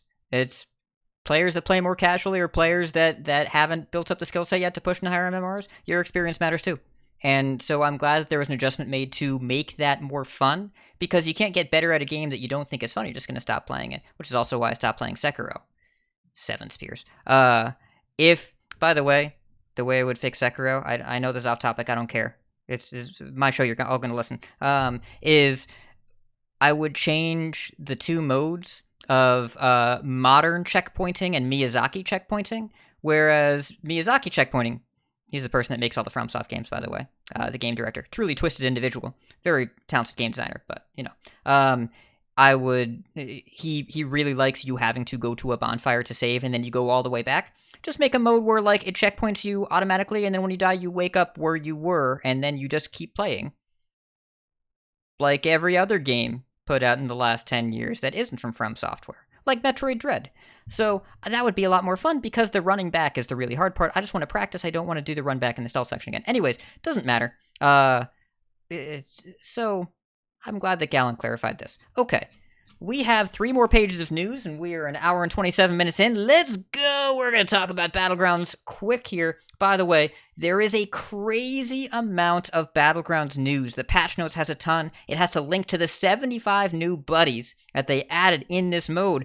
We're not a Battleground show. We like Battlegrounds. I'm going to play the crap out of this. It looks super duper fun. I'm really interested, but I'm not going to give deep analysis here. We'll talk about it, but just be aware. If you're a BG's player and you're yelling at the screen and you're saying, no, you're doing it wrong, we know we're bad. But if you're here, what's this card? If you're here in the stream and you're looking at the screen, there's a baby Kodo. It's so cute. Yeah, it's a buddy. I'll explain what a buddy is. I should explain. Here's a new system. There's a lot of things changing in BGs, but there's a new system. The buddy system. Buddies are played like normal minions, but they're assigned to each hero. Every hero has their own specific buddy. There's a meter that you can see in the screen here next to your hero in the weapon slot. It's got 2 notches. The way you fill it up, you either enter combat, deal damage to enemies, pop divine shields, or win or tie a combat phase. All of those things are always active. There's not one phase you have to do. Any of those will work. The Tavern tier of the buddy, it can be either 2, 3, or 4.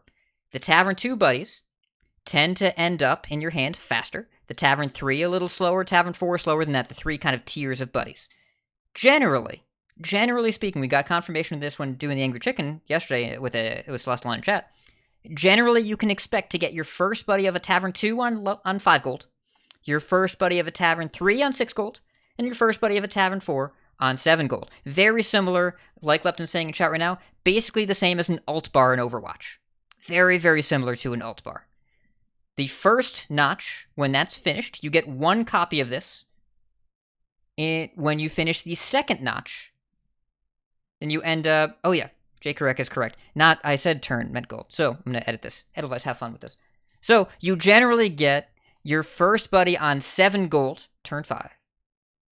Is that correct? Yes. You generally get your first 2-star buddy on 7 gold.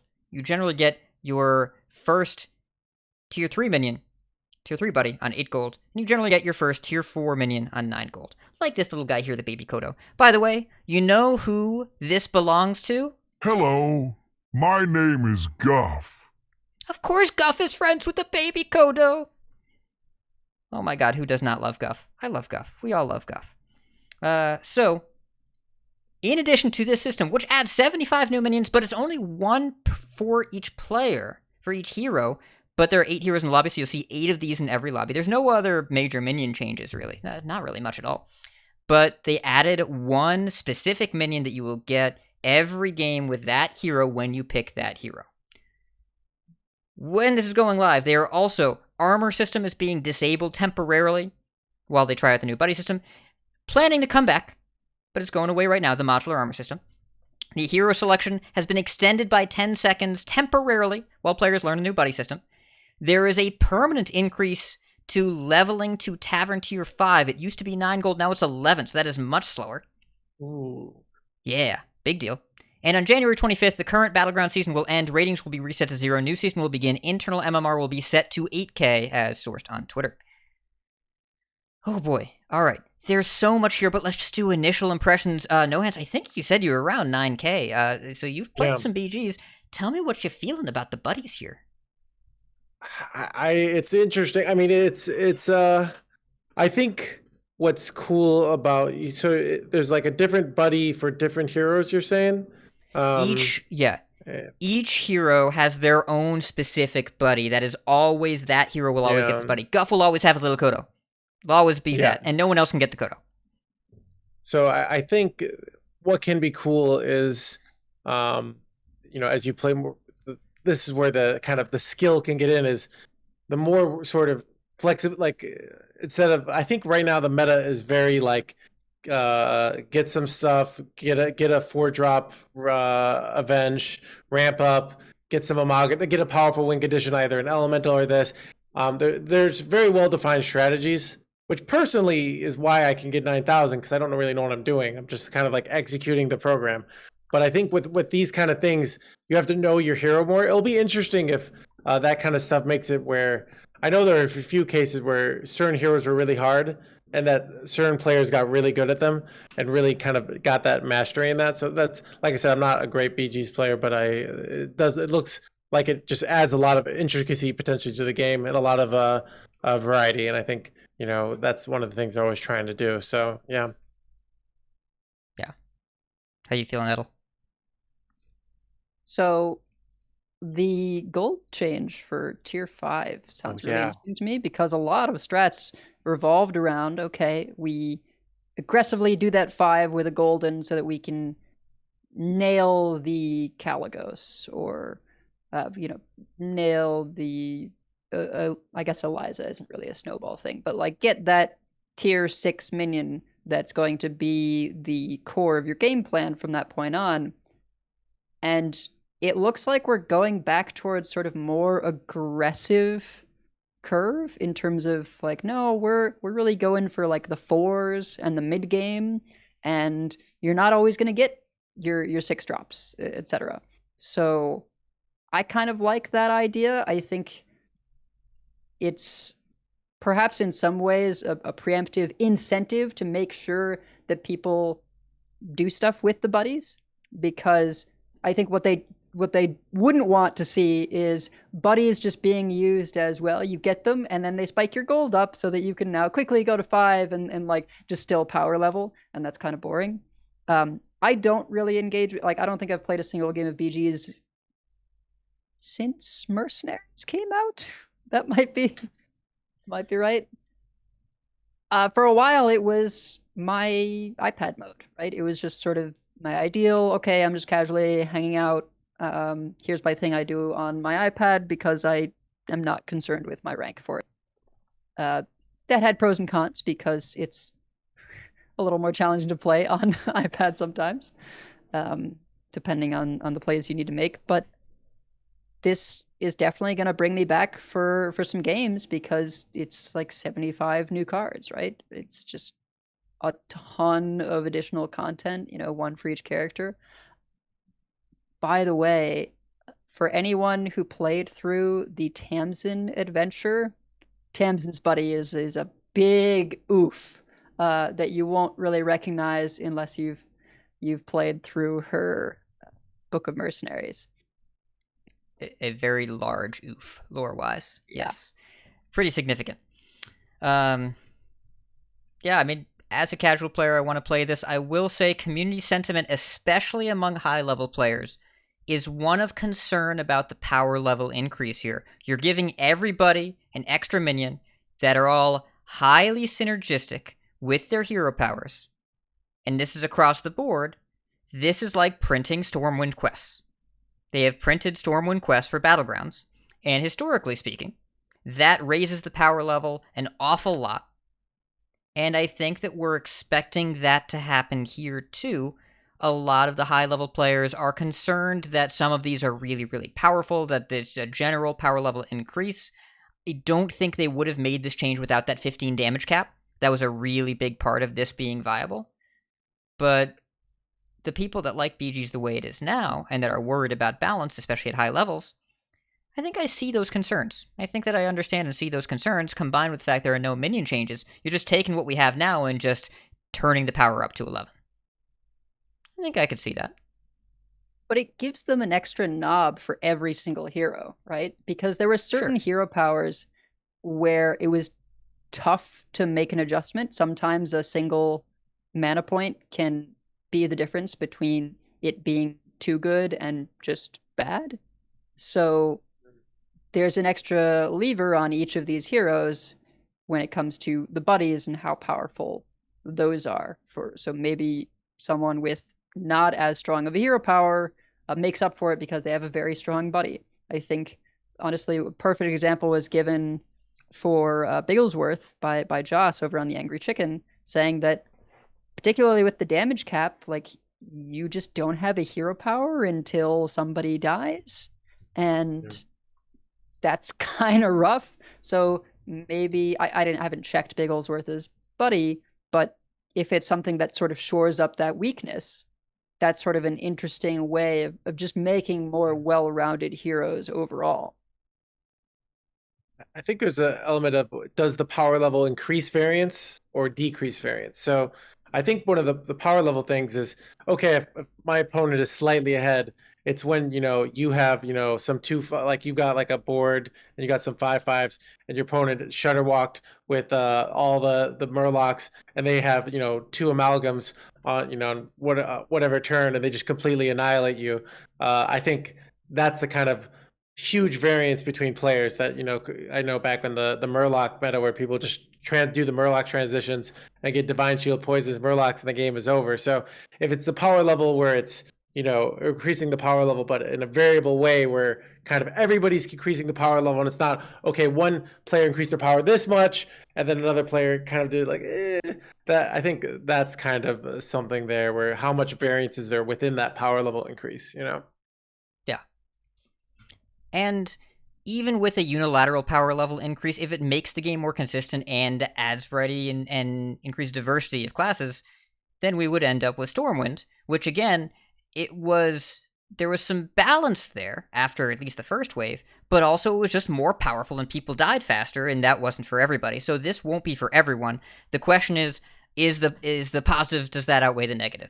Remains to be seen. It looks interesting. I am sure there will be huge casual and semi-competitive appeal.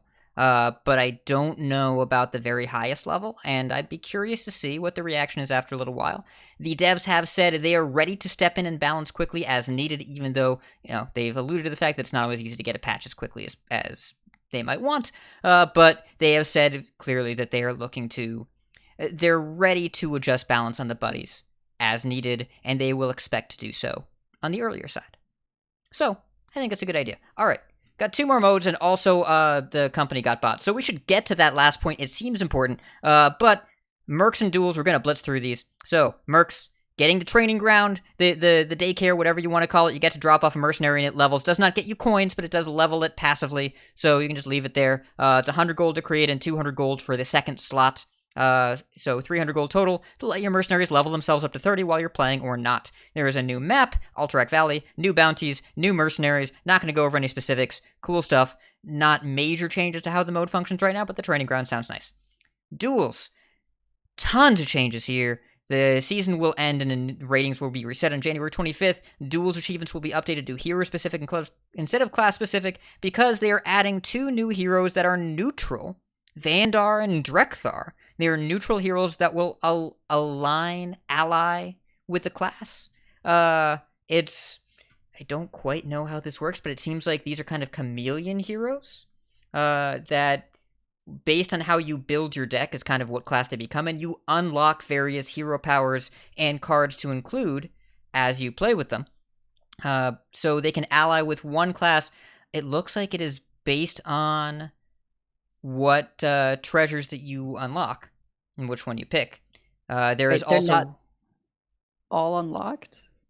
you have to unlock them over time. Like, for example, play 20 Battlecry minions, play 25 fire spells, play 50 frost spells, 25 cards with honorable kill on them. They unlock different treasures for each hero.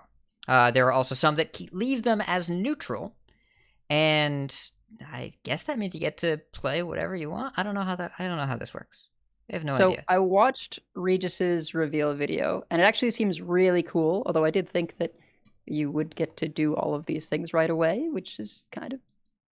I keep not understanding why they don't do that. But anyways, yeah, you have basically 5 class treasures for each one. So Vandar has 5 that are the Alliance classes, Drekthar has 5 that are the Horde classes, and depending on which treasure you pick, you are that class. So, and it's just totally like you were that class in terms of what is in your pool for cards to pick.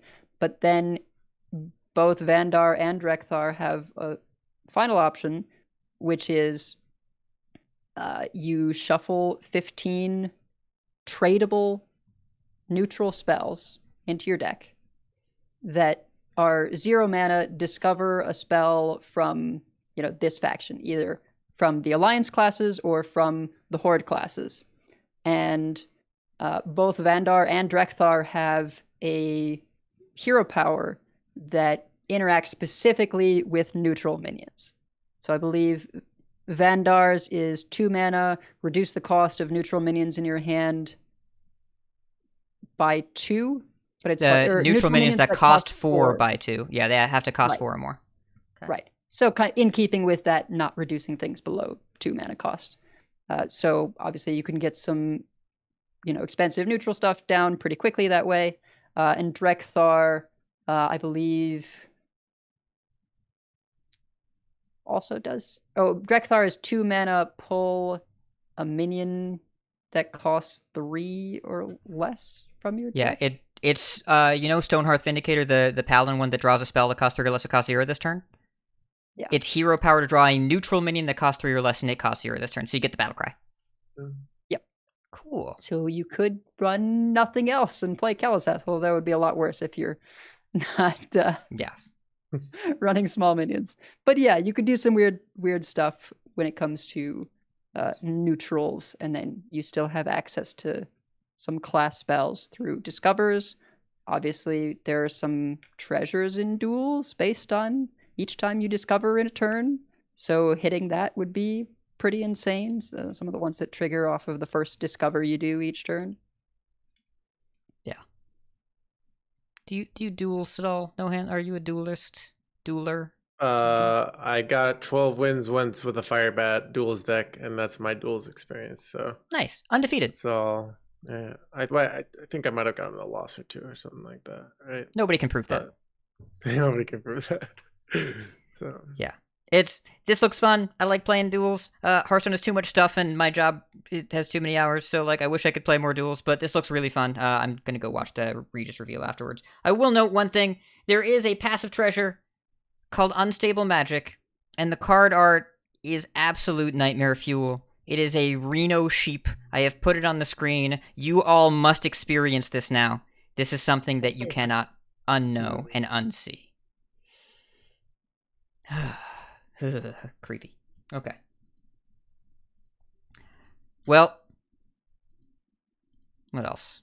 Special Tavern Brawl, Tavish versus Rakar, Book of Tavish, a new card back for Lunar New Year, tons of bug fixes, and Microsoft bought Blizzard. Wait, what? Huh? So, as of 5:25 a.m. Monday morning Eastern Time, Microsoft acquired Activision Blizzard for $68 billion. Lot of money. Biggest game studio acquisition in history since last week when Take-Two bought Zynga for $12 billion. This is more than that. But Activision Blizzard King is a very, very large company. Until the transaction closes, Activision Blizzard and Microsoft Gaming will continue to operate independently. You can expect this deal to take 12 to 18 months pending regulatory approval and blah, blah, blah. Microsoft, it is illegal for them to mess with anything that ABK does right now, so they won't.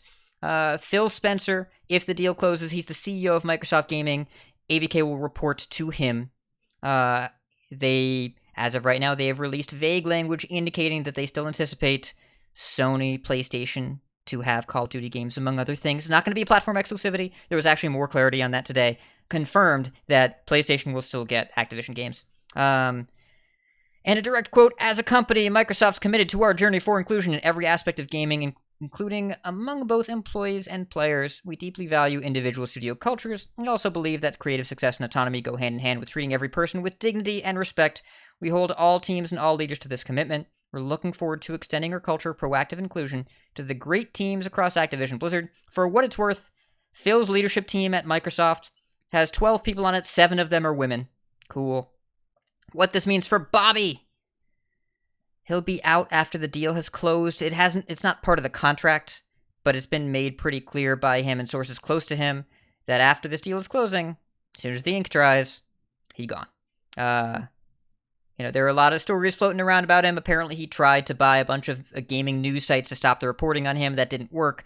Apparently, he shopped the company around to other companies, including Facebook/Meta. Ugh, glad that didn't happen. But Microsoft bought him. And he won't leave during the takeover because if he's removed during a takeover without cause, he gets a $293 million payout as per his contract. I don't think they want to pay him $293 million. So what does this mean for Hearthstone? Nothing until 2023. If it happens 2023, we'll see. And, I don't know, the employees that I've talked to and that I've tweeted about this or whatever, this is the first major Blizzard news in a while where they actually have some hope. Where it's like, it's not just bad. But it's kind of unclear as to what this means as of right now. So, No Hands, I'm sure you've thought about this and talked about it and been asked about it on stream about every 4.5 minutes. What is your go-to response been? Yeah, I mean, it just doesn't mean, Master Chief coming to Battlegrounds, right? So it's I don't know. It's one of those things where we have so much just objectively bad news, and this is one of those I don't know. It's like it's a thing of I think Blizzard has some don't have to talk individually, but definitely has some structural problems. And you hope that the guidance of Mr. Bill Gates, I know he doesn't actually own Microsoft completely anymore, but his leadership will somehow fix a lot of those problems. So I don't know. Giant companies are giant companies, so we'll see what happens. But hopefully good things. Yeah. I think it's important to remember that these companies are very massive, and the idea that you have a company culture that is the entire company completely goes away when you exit the world of startups, because once a company gets to be a certain size, then you have sort of the cultures of certain teams, right? So there's the company culture on Team 5 and the company culture on the King team, which I'm sure does not interact with them at all, right? The company culture of people who make Call of Duty, right? Maybe there's some cross interaction, and I'm sure it varies depending on the company a lot, but it's not like the folks working on Excel are going to have the same culture as the folks working on Hearthstone. The organization's too big for that. And with all this clean up Activision, maybe? I don't know. I honestly think that a lot of that has already kind of happened and been happening and is going to continue happening because press and lawsuits are kind of pushing the pressure that hey, you guys need to do this, or we're going to keep coming after you. And sort of the writing on the wall is there for everyone. I don't think this is really going to be the thing. I think it's cool that this might open up additional IP crossover stuff because, I love a good crossover. But, maybe not too likely. If stuff goes on Game Pass, if people have talked about maybe WoW on Game Pass could be something, yeah, that's cool. I mean, Game Pass is already extremely good value. The only reason I haven't picked it up is because I already have a queue many, many games long on my Steam library to take up my time. But yeah, there's no way to really know any of these things until the deal actually closes. And that takes a while because any big merger needs to be approved. I think the one notable one that did not get approved years ago was SoftBank wanted to buy both Sprint and T-Mobile, and that was not okay. You can't just like pick up half the the cell phone market. So there shouldn't be a reason that this isn't allowed. The gaming industry is actually like pretty diverse, even with a studio as massive as Activision Blizzard. I don't think there would be too much to worry about in terms of compete. It's not like if they were going to buy Sony or Nintendo or something where you'd be like, wait a minute, now you have 2/3 of the console industry. No, it's not like that. There's still plenty of other game developers, competition, etc. So I don't see why it would get blocked, but you never know. And none of us are regulatory law experts, so like who knows what's going to happen. It'll just take a while, and you'll see articles every so often that will say things, and they might matter and they might not. I expect the deal to close, but also who knows what could happen. Yeah, and then one final point. So I listened to an interesting New York Times piece on the Daily, which discussed how many tech companies are making moves in preparation for the metaverse, which I think everyone is most familiar with Facebook because they literally changed their name to Meta, but sort of discussions first arose from like Epic describing how people, can go to concerts in Fortnite or people buy cosmetics with real money for their in-game character and stuff. And there's sort of this expectation, I think, much in the way that people thought VR was going to be a really big thing. I think people are now expecting that, like, the future of the internet is that people are going to live their lives on the metaverse. You may notice the future of gaming was not VR. Speaking as a person that professionally worked in VR for over a year, it was never going to be VR. Not even for 1 second. I suspect that these moves in terms of preparing for the metaverse, the acquisition of Activision Blizzard being one for Microsoft, are not going to necessarily pan out the way people think. It might be a bit of a bubble because it feels like people think of the metaverse as like Ready Player One kind of stuff, or like Sword Art Online, where you jack your head into another world, kind of Matrix sort of stuff. And we are not there yet on technology. The technology we have is basically, if anyone attended that DreamHack where you could control your avatar around the virtual DreamHack, it's like turning something that you would normally do in person into an MMO, which is not necessarily that exciting. And if we've been taught something by the pandemic, it's that people like in-person interactions. We like going to concerts and doing all this stuff in person. And just because we can do things remotely and it's nice to have that option doesn't mean it's what we want to do instead. So I am a skeptic when it comes to tech industry's expectations for the metaverse. But hey, if that's one of the reasons that Microsoft bought Activision Blizzard, I guess it'll probably pay off in ways not that one. But it'll probably pay off Bobby Kotick. I don't care. Pay him his money and get him out the door. It's rich people paying other rich people in this century is a thing that's not stoppable. Just pay him to leave instead of paying him to stay.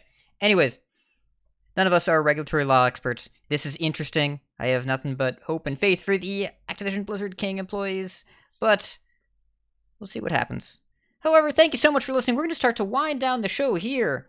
We have many folks we'd like to thank. Check out our thanks section on the website, CoinConcede.com. You can find our contact info, our show notes, and our Patreon information. You can support us over at patreon.com/CoinConcede. Join us every week live. Following us on Twitch at twitch.coinconcede.com. Join our community chats in our Discord, discord.coinconcede.com. Right into our email, coinconcede@gmail.com. Follow us on Twitter at CoinConcede. Like, share, and follow us on Facebook.com/CoinConcede. If you like some CC swag, head over to our shop at shop.coinconcede.com. Big thanks to our many producers, Number Theory, DogeDK, Proby1, Gresh, Calf, Beach Squatch, David P, Snowpack, Lucky, Faded Black Wildo, Itinerant Wizard, and Jeremy T. We got some subs during the show, so a huge thanks to DogeDK for the 5 subs, to Hodman Dodd for the Prime sub. Thank you so much for that. No Hands, you got any shoutouts you want to share? Any coin concedes? Oh, I didn't think about it. Don't worry about it. Shout out all the people I should have thought about. So No, that's fine. yeah. It's okay. Got it I'm going to pretty coin nice, concede to you, No Hands. Thank you so much for taking the time coming on here. It was great to hang out with you again. We should do this more than once every couple of years. It's a ridiculous hat myself. So There you go. See, and perfect. So yeah, and Bodicus Yes. who couldn't be here. So Yes. Coin concede. Oh, yes. There's a good suggestion in chat for you, No Hands. And shout out our boy let me Guff. see. Oh Says yeah, shout out dude. Guff. Guff is my boy. Yeah, I'm a big fan. Big #1 fan of Guff. So There's a lot of competition for that. Is the only topic I've seen Hearthstone Twitter agree on is that everybody loves Guff. Edelweiss, who are your coin concedes? Yeah, first to New York Times, that what I was just mentioning about that metaverse stuff, that's all from their episode of The Daily. It's a podcast that I am most consistent in keeping up with because they do good journalism over there, turns out. And it's one of the last remaining newspapers, like city newspapers, I think, because they've been so adaptable. They've transformed from more than just a newspaper. And then also coin concede to my sister because I am now an aunt. I mean, I was through marriage before, but now I am by blood. I have a new baby nephew as of a few days ago, and yeah, I'm very excited to meet him. His name's Elian, and yeah, I don't know. I have all kinds of feels. So That's so nice. Congratulations. I would like to coin concede to Chalky for posting the most OP deck bracket on Twitter, even though I am upset at all the people that voted for Quest Rogue so many times. No one remembers actually playing Quest Rogue and Angora. You died a lot. It was like anyways, it was not the best. I'm pretty sure Galcron Warlock didn't even make the list. Did you see that? I saw that. Very disappointing. You know, Galcron Warlock got nerfed 4 days after I kind of made it meta. And, It's you true. know, I think it was the next Demon Hunter. It should have won the whole thing. But, you know, it's not Rogue, so it doesn't take like 1,000 days to get nerfed, all right? They got it right on that. So, yeah. Galcron Warlock. I remember I was watching Mick and Anna Zabe. They were streaming Galakron Shaman after the first nerf before the second one. They played against your Warlock deck. They had full Gala on 7, Walk on 9, and they lost that game because No Hands Galakron Warlock with Plague of Flames was unstoppable. Very enjoyable experience back then. You got to use Sack Pact for good before they nerfed it, which they probably should have. But yes, thank you very much. Unjustly nerfed. It wasn't the most enjoyable play experience, but it was holding back Demon Hunter briefly. But yeah, they also probably should have nerfed Demon Hunter, which they did. Demon Hunter won the bracket. Quest Rogue got second. Ridiculous. But it was a fun distraction for the past, weekish or so. If you want to fill out your own bracket, by the way, I made a spreadsheet for it. You can copy it and fill it out yourself. It's a lot of fun. And big thanks to my buddy Starlox, who's over on the Pod People. My THL team also hooked me up and figured out a way to help me acquire an RTX 3070, which was the last piece of my PC that I had not upgraded. Very nice. My old graphics card was on its last legs, it seems like. And now my computer doesn't crash anymore. So thank you, Starlox. I appreciate that. That's going to do it for this week's episode, so keep calm and play your Knolls while you can, and if you see us on ladder, coin concede. Edelweiss, go. Oh, okay. See, I'm going by the show notes, so I don't know what the order is. I totally didn't forget to update those. Anyways, you go first, then No Hands last. Coin concede. Coin concede. We did it! That was perfect. Seamless. No one will notice. All right, I'm going to stop audio Seamless. recording. We can stop audio recording now. Good, we got done just in time. Thank you so much, chat, for hanging. Yeah, press stop on Audacity. I'll give you a link here. So do I export or do I save project as? Save first, then export, just in case. And then you will... let's see, here. Twitter is broken. I don't know what to do. I think I might not have gotten the thing. The link is here. So after you save, just do file and export as a high quality MP3 is fine. Insane quality, I believe, is the preset.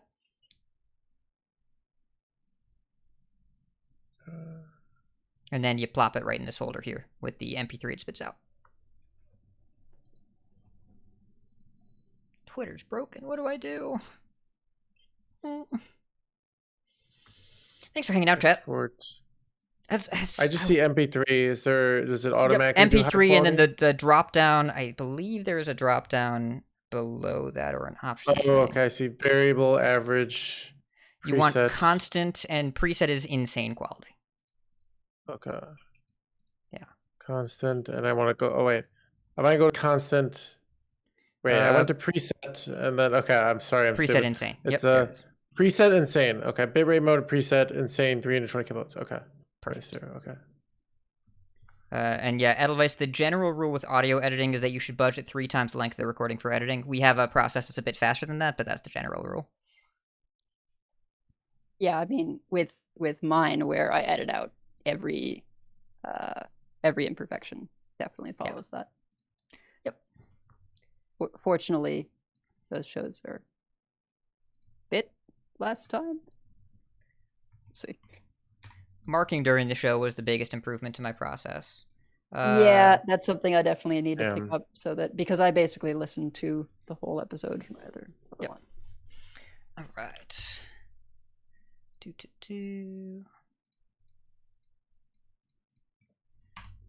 this here. And if any of you are not following No Hands, go right here. Go follow. Go check and see if you have a Prime sub, and if you do, then your computer runs faster if you use it right away. So just click it while you're there. You streaming tonight? No, I might stream at like 1 in the morning. I'm going to something, so. Have fun. Yeah. So. By the way, I missed you when you were in HCT Philly because that was like it was so sad. I was living in Philly, except I was for 5 months in Israel. So when HCT Philly was going on, I was still in Israel.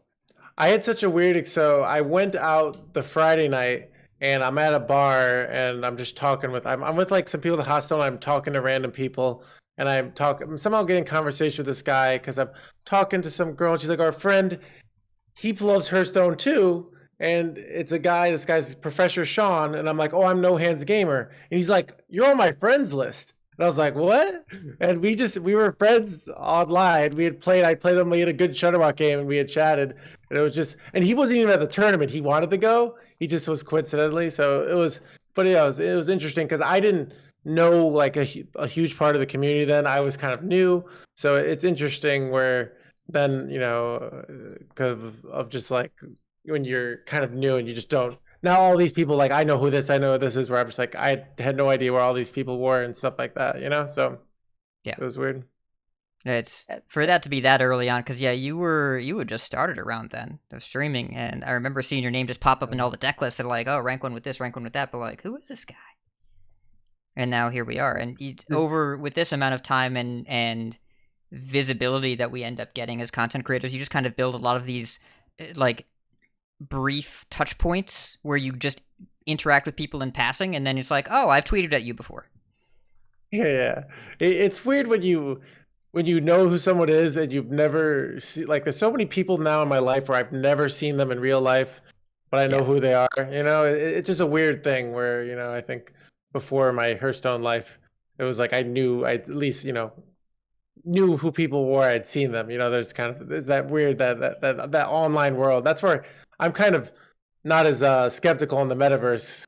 Because I see how much of my life is online. Yeah. Like how much. So I'm trying. So it's weird. It's one. Maybe we're already in the metaverse and we're just in denial. So yeah.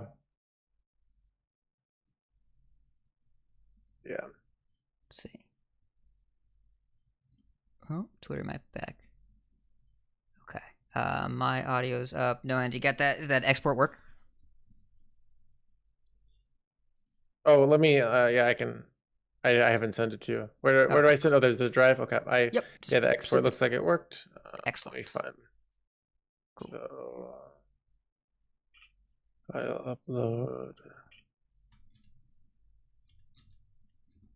All right, coin concede 2. It's a nice. All right, Twitter back. Nicely sized file. All right.